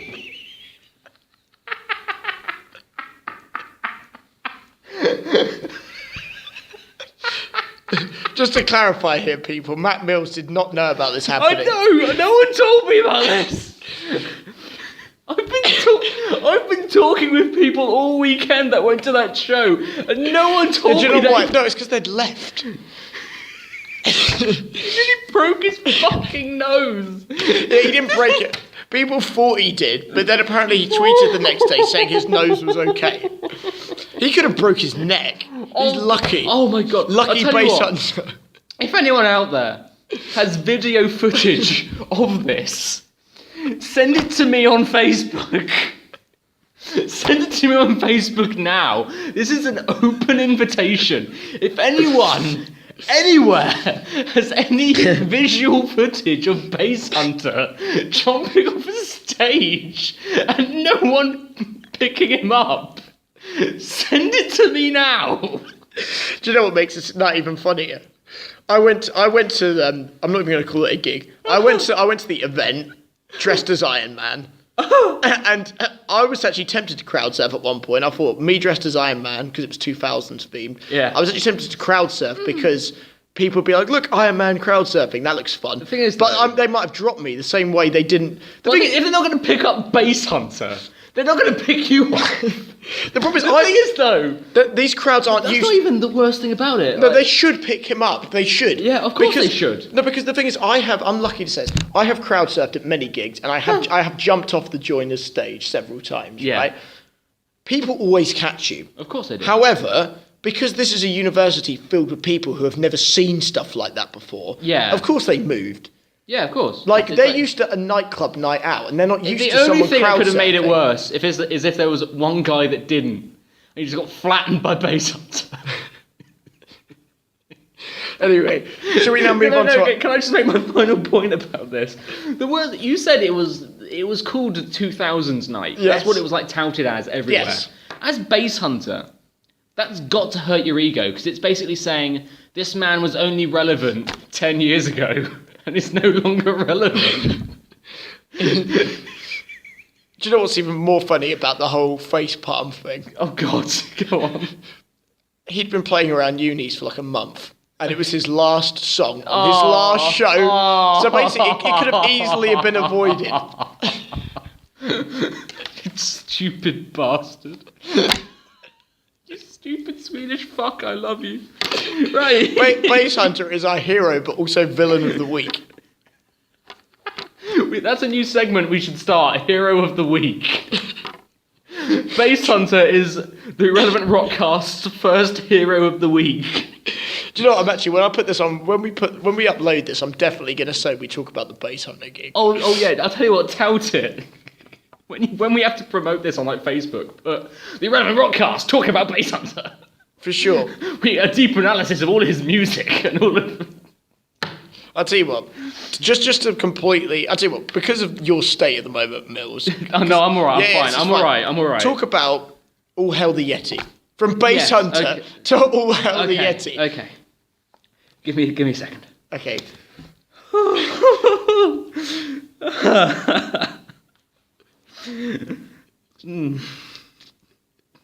You're no better than me now. You're laughing your arse off as well. This is your response. But anyway, All Hail the Yeti. Hail the Yeti. They have a new album coming out on May 13th. It's their second album. It's called Screams from a Black Wilderness. And like I said, it's coming out in May. I got sent a review copy this week. I've not done the print review yet, because I'm going to do that closer to the time. Have you heard the debut album that they did? I bought the debut album because I had some spare money floating around. Where are All Hail the Yeti from? They are, I think they're American. I think they're from LA. Okay. I remember you saying to me the other night that they're like a cross between groove metal and metalcore. Yeah, if you can imagine, this is a strange thing to imagine, so I appreciate that. If you can imagine Bullet for My Valentine, you're still laughing at fucking Basshunter. If you can imagine a Machine Head mixed with Bullet for My Valentine, it's a strange combination. But if you can imagine, damn it, DuPont, Jesus, I keep looking up at you. You're just laughing. We are both so red in the face right now. If you can... Okay, I'm just going to have to not look at you because you just keep distracting me. I'm going to have to turn my face away. So you can imagine Machine Head, Lamb of God. Yeah, if you can imagine Machine Head I can't look at you. You just make me laugh every time. If you can imagine Machine Head mixed with Bullet for My Valentine, that's what you get. It's like it's like metalcore, but with all the shit things about metalcore taken out. Like it's like the riffs are very Machine Head Pantera. Damn it, man. The riffs are very Machine Head Pantera, but you still get that mix of harsh vocals and clean vocals that bands like Bullet for My Valentine specialise in. So it's like quite a classic mix of like old and new. I can't really explain it. Go and check them out. Go and listen to them. Are they touring? Not yet. I think they're touring the US, but I don't think there's any plans for them to come to the UK at any point. So. Do you know if they've played in the UK before? I think they have. Cause when I got the press release with the album, that sort of gives you their backs. Stop laughing at Basshunter! You're bringing down the entire podcast. They're touring in the US now. In the press release I got, like that sort of gave the backstory. Like, musically, this album's really, really good. Like, it's like it mixes melody with really harsh, heavy as fuck riffs. So that's really, really good about it. But I can't focus, man. I'm just imagining if Matanza was here. If Matanza was here, he would have slapped us both by now. Get on with it! But the thing is, though, in the press release I got, it said that with this album, All Hail the Yeti really wanted to focus on storytelling. Like, they really wanted to tell a narrative with their songs. Is it like concept album, then? It's not a concept album, no, but each song is a narrative. Each song is, in and of itself... Jesus, man, Jesus. Each song is, in and of itself, a story. And it reaches its height. Its peak comes with the first song, which is called Before the Flames. And what it is, it's a prequel to a song that was released on their first album, which is called After the Fire. So you can sort of see the link already. So third album, potential next step? We could have a part 3 on a third album, maybe, but they've not even released their second one yet, man. Come on, give them a break. Yep, but the thing is, though, like that's very creative. It is. Sort of going back, and things are like this song. It would be easy to explain it as on their debut album, the song After the Fire was about a bunch of nuns that burn an orphanage down. Which is, classic heavy metal, morbid, whatever. Yeah. And then... But it's good, though, with some albums to think of a theme. Yeah. And then have every... How long's the album?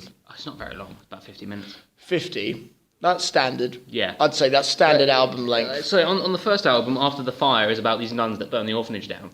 And then Before the Flames, which opens up on the second album, is the prequel, but it also reveals a twist. Like, the nuns are actually, like, occultists, like Satan worshippers that did this. So, like, it adds that twist. That makes it interesting. But the downside is that it's traditional heavy metal lyrics. It's about nuns burning an orphanage down. It's classic morbid stuff. So I think they can really do a really creative narrative with this premise, but they keep it in standard metal violent stuff and don't really let it develop. So I think on the third album, if they could get away from standard metal setting fire to things, Satan, stuff like that, they could really tell a creative story with a creative twist in this format. Stop laughing at Basshunter. You're really distracting me right now. This is going to be the bane of the rest of the cast. And yeah, I'd give All Hail the Yeti 4 stars out of 5 for this new album. They tell stories, but the stories are quite generic heavy metal. And the musicianship is amazing in its contrasts. It's not quite progressive metal, but it has an ability to contrast itself. That's me on that one. That sounds pretty fucking good. It's a great album. Yeah. Would you say it's a step above the debut? I need to listen to the debut more. Right. So I've only listened to the debut once since I bought it, and this one that I got as a press release, I've listened to a couple of times. Excellent. But I'd say I prefer the second one because it has a bit more of a variety between melodic and harsh and heavy. Excellent. So, it sounds right. It's a really good album. From your taste, it sounds right up your street. Yeah, because I love... Anyone who knows me knows I love things that sort of break the walls down in regards to genre. And it's not, like I said, it's not quite progressive metal. It doesn't break the walls down as much as Holy Grail, Times of Pride and Peril does. That breaks the walls down in an amazing way. Still my favourite album of 2016. But this one be in your top 5? That depends. Mills is going back through his back catalogue of albums he has had in 2016. Top 5 albums of 2016 are... That could be for another week. Yeah. No, I can do this quite quickly. I'll run through this now. My top 5 albums of 2016. Go. Times of Pride and Peril by Holy Grail. King by Flesh God Apocalypse. Dream Theater's new album, The Astonishing. Would you have For All Kings? Would you have Dystopia or... Dystopia's on there. For All Kings, probably not. Okay. Yeah, I'd say this is the 5th best album I've heard this year. Nice, so definitely worth reviewing. By the way, guys, I just want to apologise for being in stitches just No, then. that's okay. It's very funny. It's gone now. It's just... It's by okay. the way, myself and Matt Mills didn't plan about talking about that. No. It was just something... I think that's why it's so funny. No, it's just out completely out of the blue. Essentially, we write down a set list of things to talk about. I knew you wanted to quickly mention Basshunter, but I had no idea he jumped off the stage and fell flat on his face. No, of course. And to be honest, if you didn't have that reaction, I wouldn't have done that. It's just a combination of all things. That's fine. But nonetheless, though... sorry, guys, we are very immature. No, it's fine. But anyway, moving on to our last segment before we have our top 5, I'm going to be talking about Faith No More. And hopefully this will get my head back into music. You'll be back in the game. Not stupid Swedish man. Yes. Stupid Swedish dance floor university clown, I should say. Faith No More are a band that I first listened to during around 2007 with Epic on Kerrang. I really liked it, and I ended up buying The Real Thing about 3 years later, The Real Thing album, which is an album which is the home of many classics from the alternative genre, such as From Out of Nowhere. I obviously mentioned Epic and Falling to Pieces. As well as an epic, brilliant cover of War Pigs by Black Sabbath, which I know seems unthinkable to cover, but they covered it and actually made it work. They don't play it live, which is good. I'm happy that they don't. And The Real Thing was an album which was, in many ways, a pioneer to nu metal. Now, Faith No More are not a nu metal band, as such, but that album they sort of came out before. Yes, this is also before Mike Patton joined. They had a couple of albums with. This is really bad. Chuck Mosley, he was on vocals for them. Yeah. Now, they still had, like, Billy Gold, Roddy Bottom, and, like, Mike Borden, who a lot of people know from Ozzy Osbourne as his drummer. Yeah. In later years. But let's just say that 1989 in metal and hard rock and heavy metal, what do you think of? You think of thrash, you think of hair metal. Yeah, I think of the video for One coming out. Oh, excellent. Now, fair enough, man. But you wouldn't think Faith No More, right? No, Faith No More, I think more 92. Yeah, exactly, because in 1992 they got even bigger with the album Angel Dust, which has Midlife Crisis, it has Easy, which was the hit song, I believe, what else was on there? Be Aggressive, I'm pretty sure was on there. I think of Faith No More as coming out about the same era as Tool. Oh, yeah, for sure. Land of Sunshine, the bass. All I can say, the reason why I love Faith No More is, in my opinion, they are one of the most talented so-called heavy metal bands of all time. And the reason being is they can basically pull off any genre in such and make it work, because Mike Patton, as a frontman, is a showman. He's charismatic. He's charismatic, he's flamboyant, and he's extremely versatile. And Faith No More are one of those bands who can walk out on a stage dressed in suits and perform a cover of, like, Peaches and Herbs Reunited, or even Delilah by Tom Jones, and you'd think, what the fuck? But then they perform it brilliantly, and then play something really heavy straight afterwards. Of course. And Mike Patton's also got one of those vocal ranges, which he could sing like an operatic kind of vocal, and then just go like, go, go, go, go, go, go, like afterwards, and you're like, Jesus Christ, you know, he's really one of the... We've mentioned previously that he is on some lists greatest vocalist in the world, wasn't it? I think that's fair. Yeah, I wouldn't go around saying Mike Patton's the best singer on the planet. No. I think he's one of the best. I wouldn't say he is the best. But I've seen Faith No More twice. Both of them are at festivals. I'm really disappointed that I've yet to see them at their own show, because, in my opinion, seeing a band at their own show, as we know, is an experience in itself, right? Yeah. And I saw them at British Summertime, and for me, they were the best band of the day. I think that they were on before Soundgarden, who they were easily better than, and then they were, believe it or not, I prefer them to Black Sabbath because it was the third time I'd seen Black Sabbath, and they'd done the exact same thing each time.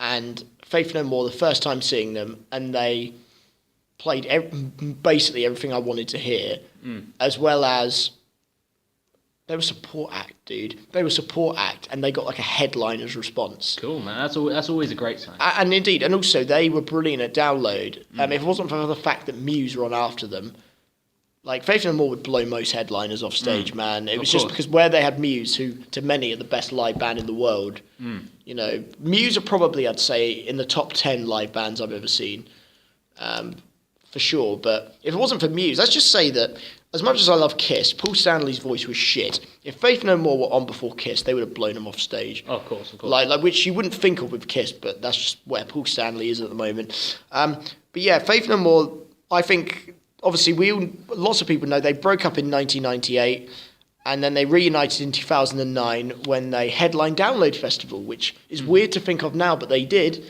And and Download 2009 was a complete sellout, and Faith No More reuniting was a big part of that. And fantastic set. And what's the next step? New album.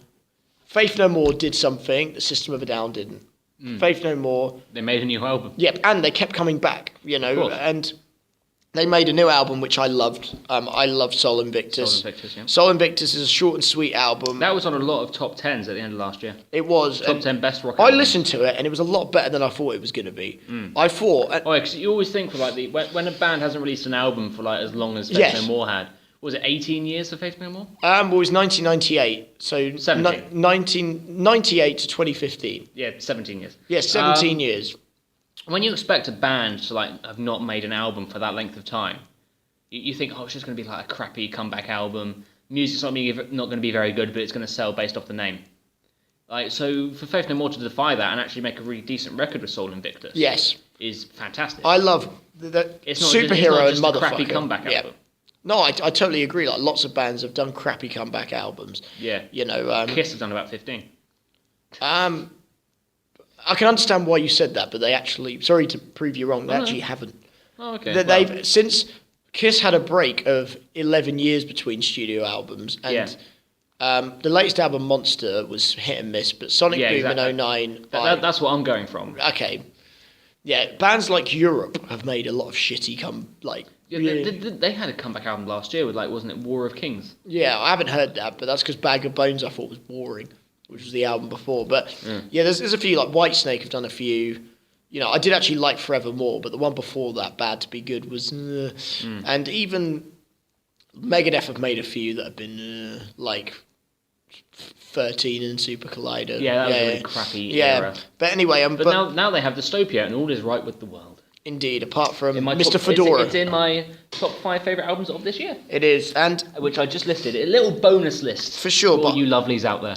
Exactly, and for me, Faith No More are how to do a reunion. They did a brilliant reunion and then a great new album, and they will... So, on this episode, we have both, arguably one of the best reunions and one of the worst.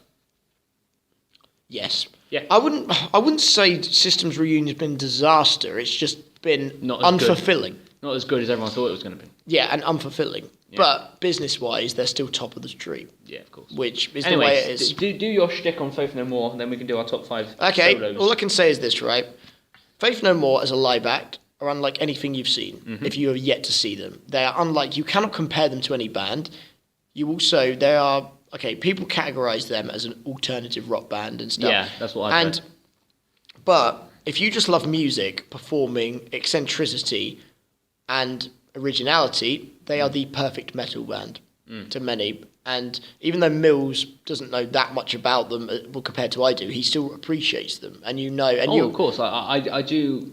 I can appreciate I need to look into them more. And also, you would totally see they're on my checklist. Imagine if Faith No More came to Southampton Guildhall. Oh, of course. Yeah. I'd go. I know nothing about them and I'd go. Yeah, of course. But the thing is, like, where I am in life right now, I don't spend my time listening to old records. I discover bands like All Hail the Yeti. No, that's the thing between me and you. Like you're with the new, and I tell you what. one thing, usually I discover bands by going to see bands. That's usually it for me. It's usually support bands. Festivals as well. Yeah. Festivals for me is a big reason. I don't, it may be because of time, but Matt, if we continue working together, I'll probably start listening to some more stuff. But at the moment, in this point in my life where I'm at uni, I'm not listening to as many new records as I should be. We're both so busy we can't listen to outside of what we're doing. But for instance, I can't listen to outside of. I can't listen to outside much because I'm listening to so many new bands. Yes. I'm listening to Flesh God Apocalypse. I'm listening to All Hail the Yeti. I'm listening to... Exactly. But anyway, shall we wrap up this episode with our top 5 favourite guitar solos of all time? Let's do it, man. What's your number 5? You sure you want to start with me? If you want to. Okay, yeah, why not? Okay, my number 5, just remember, guys, is guitar solos. Yep. Not songs, not guitar artists, solos. Uh-huh. We haven't actually done a song segment yet. Maybe in the future. Maybe we'll do that next week. Yeah. Maybe, we don't know. Yeah, maybe. Okay, my number 5, and this is purely for childhood nostalgia. Okay. The guitar solo by Richie Sambora in Living on a Prayer. Fair enough, that's decent. Yeah. Let's just say this. For a guy getting into classic rock, that guitar solo is as good as any guitar solo from any arena hard rock heavy metal band in the 80s.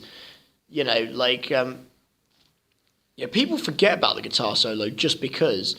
One other honourable mention, which is kind of similar, is that I actually think in the final countdown, the guitar solo is the best part. The guitar solo in Final Countdown by Europe is phenomenal. It is great. Same way. Overlooked. Yeah, overlooked. Same way Living on a Prayer.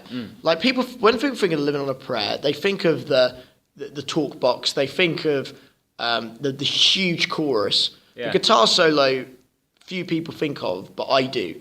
For me, that guitar solo by Richie Sambora is hairs on your arms time. Oh, and I know you could say Richie has wrote better solos. Like Wanted Dead or Alive, the solo is poor. Yeah. However, this is purely nostalgia reasons. Living on a Prayer was the first song by Bon Jovi I ever heard. Second, All About Loving You, when I was a child, was actually the first, but I didn't know who Bon Jovi were then. But in terms of getting into hair metal, classic rock, Living on a Prayer was the song that really stood out for me, and then All About Loving You was the song a few years later I discovered that was actually by Bon Jovi. I didn't know that when I was younger. But yeah, that happens. Living on a Prayer, that guitar solo, as good as any 80s, and it helped get me into classic rock. And for that reason, guitar solo Living on a Prayer by Richie Sambora is in my top 5 favourite guitar solos for what it did to me and helped expand my horizons when it came to music. All right. Mine could not be more different. Okay. You've gone for an older band, an older song, very commercially accessible. My number 5 is Trivium Becoming the Dragon. Okay. Don't worry, my next couple will be more like that. Yeah, my number 5 is Trivium Becoming the Dragon. I know it's cool to hate the Crusade. I don't really like the Crusade either, but it has some amazing cuts. Sadness Will Sear, Becoming the Dragon are all really, really good tracks. I love them. Becoming the Dragon, I love the solo because it messes around with the formatting. It comes at the end. It comes after you've had all the verse, chorus shit. And he does the guitar solo. And it also leads way into I'm going to count this, even though it's kind of cheating, I'm still going to count this, leads into an awesome bass solo from Paolo Gregoletto.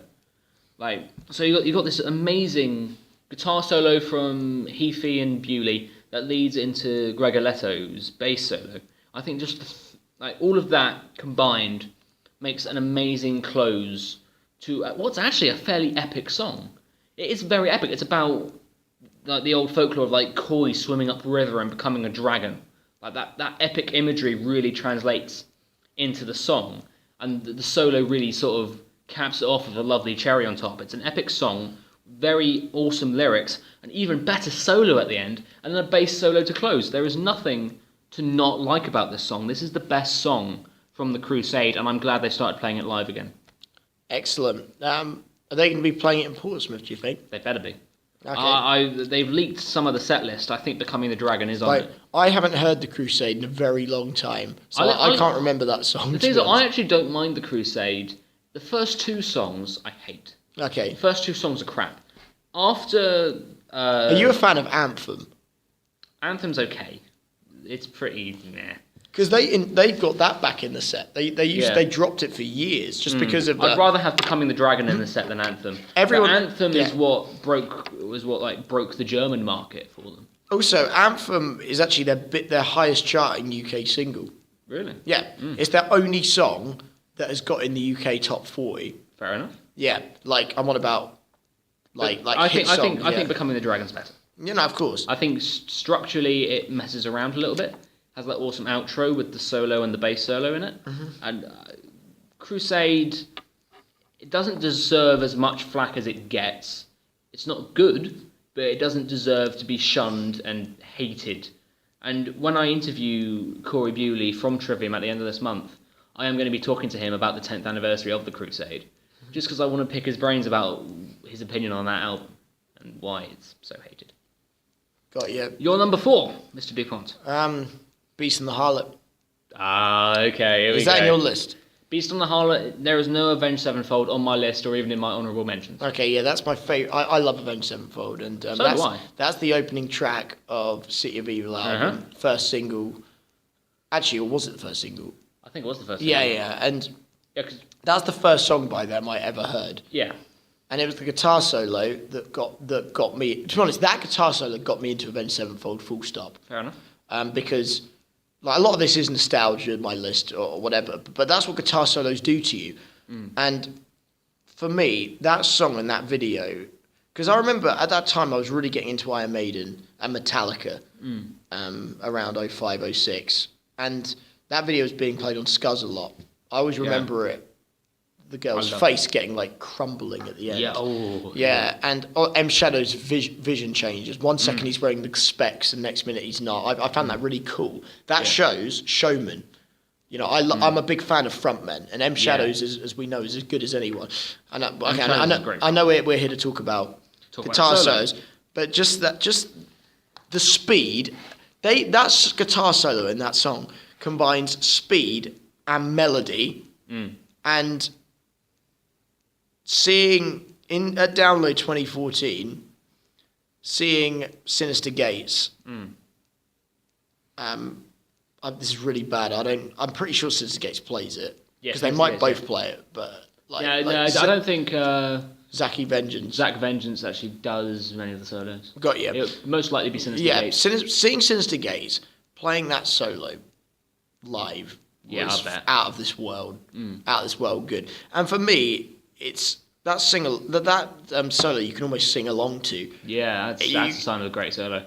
It's a great solo. That's why. And it's very technical. That's why I was almost thinking about giving Metallica's Memory Remains an honourable mention, because you can sing along to it. What? Yeah, same with Fear of the Dark. Yeah, of course. Yeah, kind of thing. And yeah, the memory. Oh, dude, have you been in the crowd for Memory Remains? No. I have. Because the one time I saw them, they were doing their Black Album 20th anniversary tour. Didn't you see them at Sonic 2014? No, I only did the day for that one. Oh, really? I only did Maiden. I only did the Saturday. Oh, okay, got you.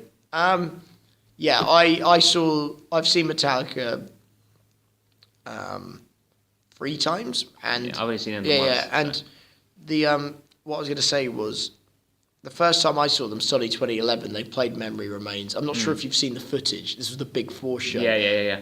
James Hetfield stops, just crowd, and Lars gets up and does that. They did it at Glastonbury as well. I'm not sure if you've seen it. They did it in the Big 4 DVD, which I talked about the other week. Yeah, indeed. Anyway, man, carry on talking about Avenged. It's. I think I've said it. Fair enough. I think I've never said it. And this is. It's good to know that you've respected my. What's your favourite Avenged solo? I would say Hail to the King. That's not the popular choice. No. But Hail to the King is the song and the solo that got me into Avenged Sevenfold. Okay. Because it was the point in my life where I liked everything very melodic and old school. And Hail to the King is a very old school album. Got you. My favourite album by them, it's going to shock some people, Self-Titled. Same here. Self-Titled is my favourite. Finally, I've found someone else whose favourite Avenged album is their self-titled one. Yep, Critical Acclaim is as good an opening song as anything. Critical Acclaim, that organ at the opening is awesome. Yes. Anyway, my number 4. Yes. This is when we get into the obscure shit that I specialise in. Number 4 is Active Defiance Throwback. Now, for those of you out there who don't know anything about Active Defiance, you remember in 2014 when Sean Drover and Chris Broderick left Megadeth. That November, they formed Act of Defiance with Scar the Martyr vocalist Henry Derrick and the guitarist for Shadows Fall, whose name I've forgotten. So I think it's Matt Backlund, I think. Sorry, dude, I don't know. That's okay. The guitarist from Shadows Fall is on bass. Chris Broderick's guitar throughout the Act of Defiance record is beyond anything. Like, this is Chris Broderick unleashed. Like, this song is on the entry not just because of the guitar solo, which is blistering, but the fact that the song surrounding it, Throwback, is possibly one of the greatest guitar songs of all time, one of the most technical guitar songs of all time. It opens with like a Wasted Years sort of style riff, except like at 1,000,000 miles an hour. Sort of like a high pitched E string sort of riff, and then it just descends into thrash metal, death metal, hell, and I love it. I love the fact that it has that diversity while constantly being in your face, speed, kicking you in the nuts for a full-on 5 minutes. The solo is blistering, the song surrounding it just kicks your face in. And Chris Broderick, I love your work with Megadeth, I love your work with Act of Defiance, I love you. Everything you've done, I adore. So even back to your Jag Panzer stuff.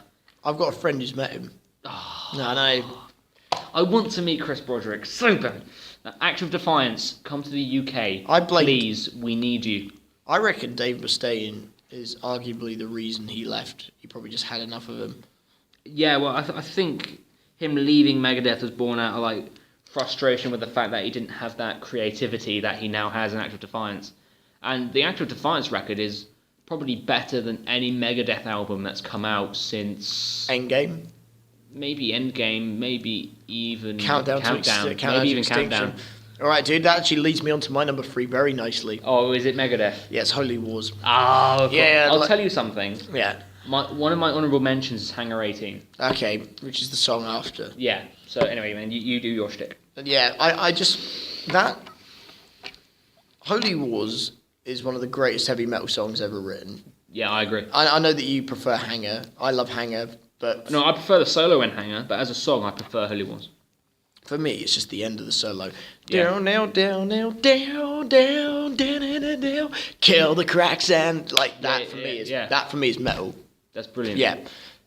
Just that repeated. Yeah. That guitar solo in Holy Wars, it's long. Yeah. It flows. Believe it or not, even though it's chaotic and frantic, it's relaxing as well, which is crazy. And that shows you how fantastic. And also, Mustaine plays that solo, I believe. It's not.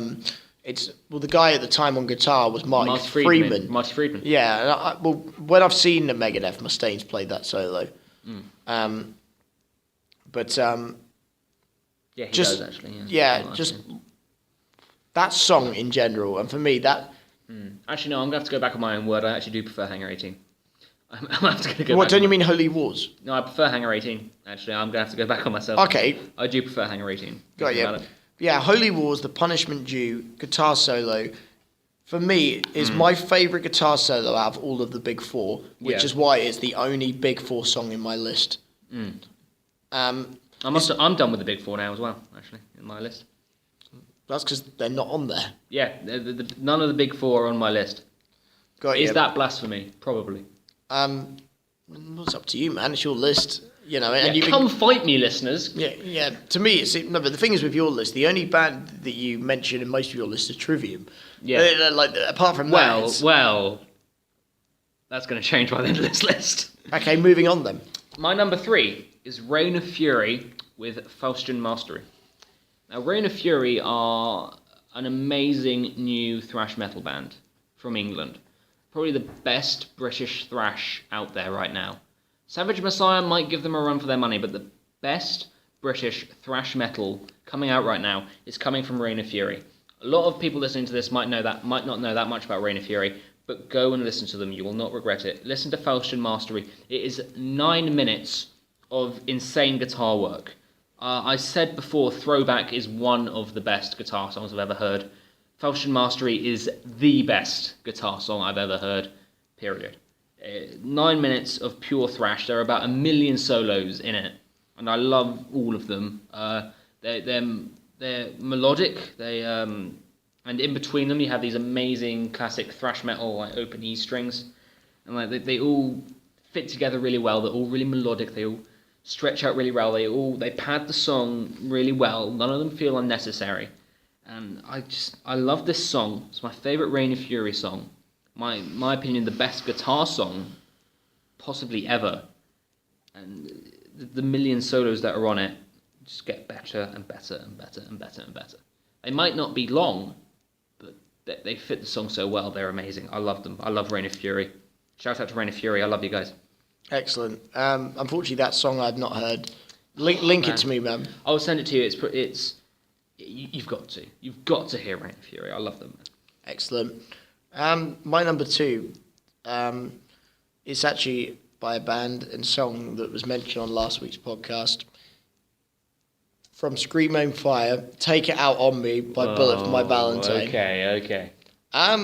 Now, don't get me wrong. Like, I know you could say, well, my top 2 is going to seem quite controversial, but this is to you. This list is not the most technical. It's not the most famous. It's your list. It's just your favourite. Yeah.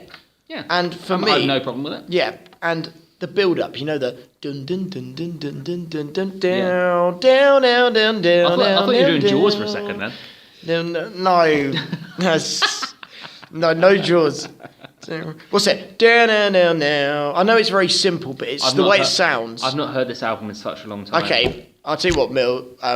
Matt, I'm going to send you Take It On Me. This is the song that has Benji Webb as well in it. Really? Yeah. I didn't know he was on that album at all. He's like, I'm always thinking of you. All right, I've got the album, so I'll just listen to that again. But yeah, seriously, that guitar solo it's almost like a lullaby. It's a guitar solo by, Scream Own Fire. I know Bullet for My Valentine aren't the heaviest metal band in the world, but they're still a heavy metal band. And a guitar solo, like many Iron Maiden songs, it just sounds like a lullaby. And for me, they didn't even play the song. I've seen them play the solo, and my hairs on my arms went up because as soon as the solo's over, it goes into the riff. The riff is down, down, down, down, down, down, down, down, down, down. You realise when you smack the table, that's going to come out horribly on the audio capture. We shall see when we play this back. Anyway, I won't do that again. But yeah, that's okay. When it goes dun, dun, dun, dun, the riff goes like that, and then the song, then the solo, and then it goes back into the riff. And to go from that melody back into the powerful riff works so well, and then back into the chorus. In terms of creativity and song structure, that is easily my favourite Bullet for My Valentine song of all time from any album. It's a song that they don't play live anymore, and it's an album track. And it's a bit like you with Trivium. Your Trivium song, your 5th, is similar to my number 2. Take It Out On Me from Bullet for My Valentine.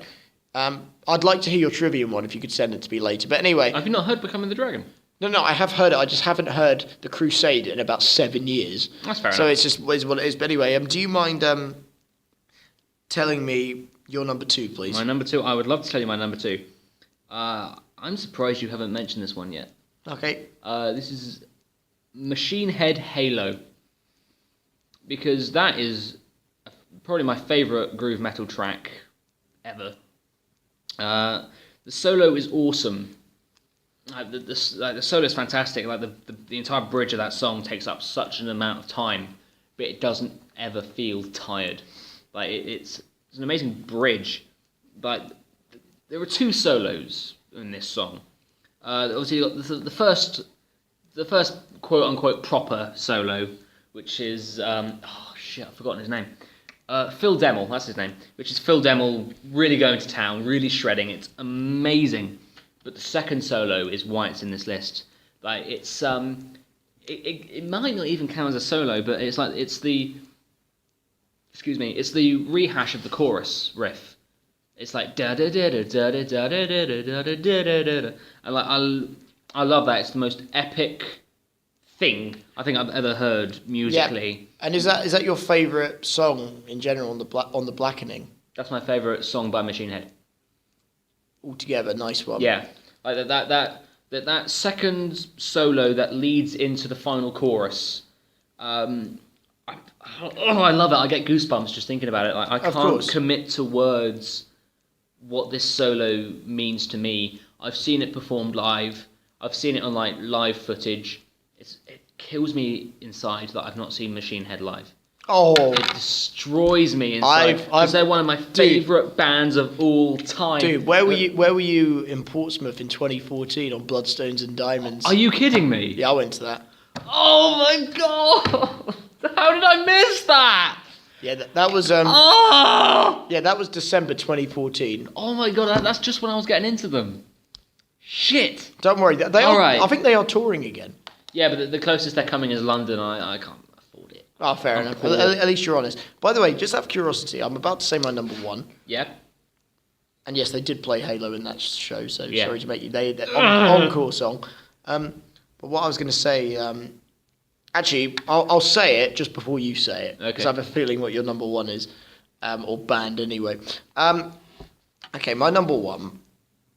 This solo is very famous. Yeah. It's not... Is it the best solo I ever heard? No. But, I was talking about how Living on a Prayer, that solo. It's Kiss, isn't it? It is. It is Detroit Rock City. Of course. And do you know that solo? No.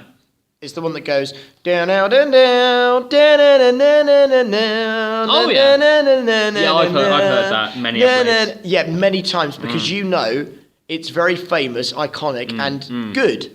Yeah, hearing your amazing a cappella cover. Yeah. I can see why I included it on there. Yeah, it's iconic. That is for me the best guitar solo to drive a car to. And when you are driving a car with rock music playing, of course, Detroit Rock City, which is actually, do you know what's, for me, actually, next week, album openers. Opening album tracks. Yes. I'm down with that. Yeah, write it down now. Yeah, now that is going to be phenomenal. Yeah, and if Matanza struggles with that, he is... His loss. Yeah, his loss, but I'm sure he'll be fine. We've committed it to tape. It's officially happening now. Yeah, opening album tracks. Right. For me, Destroyer is Kiss's finest 70s studio record. Cool. It's my second favourite studio album. My favourite's Creatures of the Night from 1982.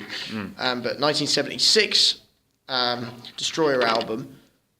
They'd just come off Alive, which is my favourite live album of all time. We talked about that 2 weeks ago. And Bob Ezrin, famous for producing Alice Cooper records before, new producer to make Kiss the band for the American audience of rock and roll and just popular culture, which he successfully did through this album, mainly through the power ballad Beth. Yeah. But Detroit Rock City, the opening track, the song is about a Kiss fan driving to a Kiss gig and dying, car crashing. Could you imagine that being writers? Let's write a song about a fan driving a car to one of our shows and then crashing his car. Is it based on a true story? No. Okay. It's not. It's not based on a true story, but they make it sound worse. If you listen to that riff, it's their best song to open a set with. And I've seen them open with it twice. For them, it was great, but download it was shit because Paul Stanley can't sing anymore. However, yes, that guitar solo when you're driving a car is as good as anything, and when they played it live at Wembley Arena, hearing the crowd go, I know you could say it's about Fear of the Dark, which is even bigger and even better, you could say to many, but like hearing the crowd at Wembley Arena go, whoa, whoa, with Paul Stanley going like, sort of leaning in, hands in the air, Hulk Hogan style. And it's everything. It's nostalgia, it's melody, it's memories, it's driving a car, and easily Kiss's best guitar solo. And Kiss are a band, tell you what, if Detroit Rock City wasn't in my list, there wouldn't be any Kiss solo. And so I'm not being biased towards my favourite band of all time. That's cool. It's more just Detroit Rock City is arguably to many their best song. Cool. And that solo is the most memorable solo of their career. And driving a car, the best solo. And driving a car and rock and roll work. And can I take a guess for your number one? Is it Alter Bridge? First of all, can I do my honourable mentions? Okay. My honourable mentions are Megadeth, Hangar 18, Metallica, Master of Puppets, Savage Messiah, Hellblazer, Pantera, Cowboys from Hell, and Ozzy Osbourne, Mr. Crowley. Got you. So, now I can do my number one. It is Alter Bridge, Blackbird. We are too predictive of our number We're one. reading each other like goddamn books right now. You name it. Alter Bridge, Blackbird, because anyone who knows me knows I fucking love Alter Bridge more than I love my own mum, which is ironic because it's Mother's Day. Second shout out. Yeah, second shout out to my mum. Right, yeah. And I love Blackbird because it's... I've said before, Blackbird, the album, was the first record I ever bought. So hearing... It was 2007, so I was 11. I was 11 years old. And when I heard the title track, which is an 8-minute ballad dedicated to Miles Kennedy's guitar teacher who tragically died. It hit me. The entire song hit me so deep. And the guitar solo makes up a good chunk of the song, makes up about 5 minutes of the 8-minute song.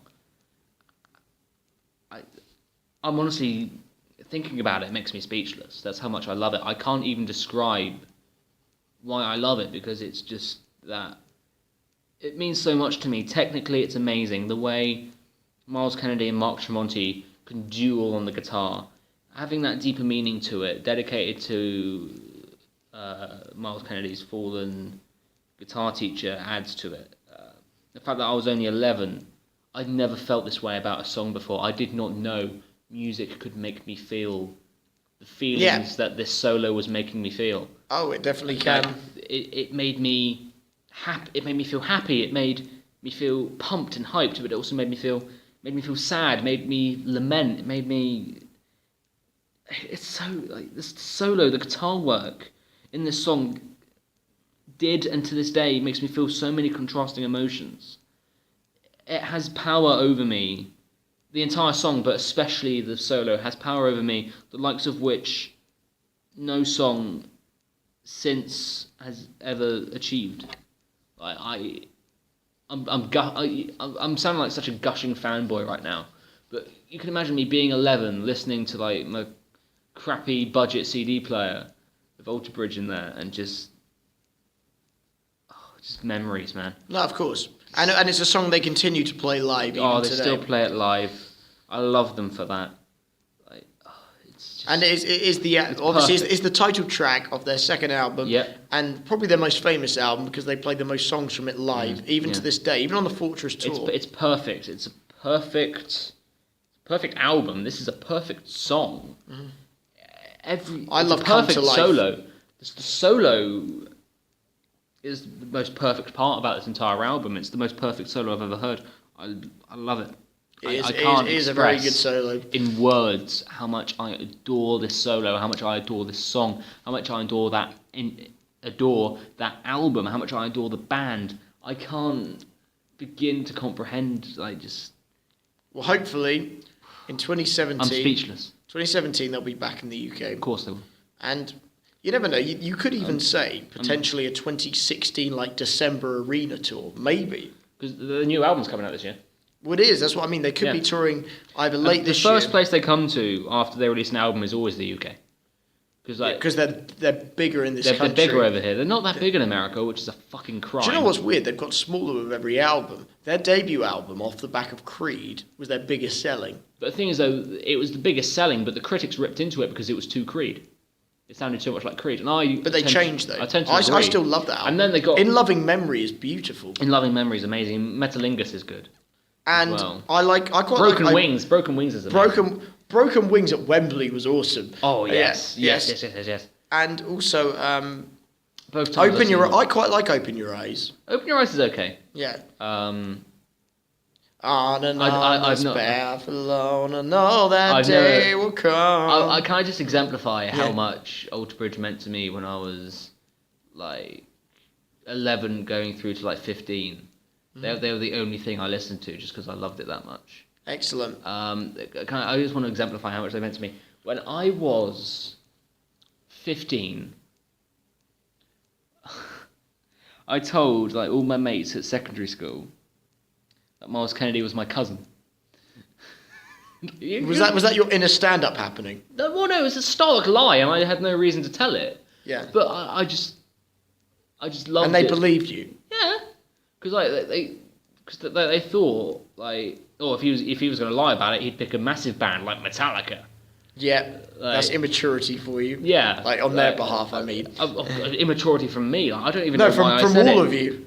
Them to believe in you, they're just as bad. I don't even know why I said it. Like, but it just showcases how much I love this band. Yeah, and I still do. Like, this band will never stop meaning the world to me. And in your mind, Matt Mills, Miles Kennedy is still your cousin. No. I've managed to let go. That's fine. Do you mind if I ever get the chance to interview Miles Kennedy, I might tell him that story, but at the same time, it might freak him out. So got you. By the way, a couple of honourable mentions for me. Yeah. Mr. Brownstone by Guns N' Roses. Slash's solo in that is amazing. That is Sliver as well. Dancing with Mr. Brownstone. Sliver as well. The guitar solo in Sliver by Slash is one of his best. Definitely. Also, what was the? You've got Another Thing Coming by Judas Priest. That's a good one. Solo. I would have gone with Painkiller first. Oh, what, for the solo? Yeah. Fair enough, bro. Painkiller. I don't think of the solo though. With the songs that I've just picked, the solo is what does it for me. Okay. Apart from Living on a Prayer, with Living on a Prayer, it's the whole song, as such. But yeah, I think we've both got pretty good lists. Obviously, once again, your one is more diverse, meaning joiner-sized bands to stadium-sized bands. Meanwhile, with mine, it's like mostly just arena and stadium bands. It's just what I listen to, man. Like all of my bands are newer. Yeah. You've got stuff like Kiss on yours. I don't go far that back. Yeah. So again, yours is diverse as well. Mine ranges from 76 to 2008. Right. Yeah. So mine ranges from last year to 2007. Got you. Well, it's been a really good episode. This has been fantastic. And like I said, I do apologise about the giggling earlier. It's just don't. It was hilarious. No worries. Next week, we will, like we've just said, we will be talking about our top 5 favourite album openers of all time. I will be giving my review of Exodus and the entire interview with Steve Susan. I may be if I go. We will see. What was it? New albums, wasn't it? Yeah, I don't think I'll have any new albums to review, but got you. I might be surprised. Who knows? Matanza is going to be talking about Cardiff for a little bit. Yep. And in terms of that, we're going to be talking about if there are any more random news or announcements, as we always do. This is probably, you could say, the least prepared we've been for a new episode, but we will still show up with a load to talk about because we would have come up with things. How long have we been talking now? It's like, go over 2.25 hours, jeez. It's all right. We better end this now. So, okay, Mr. DuPont out. Matt Mills out. Bye, fuckers.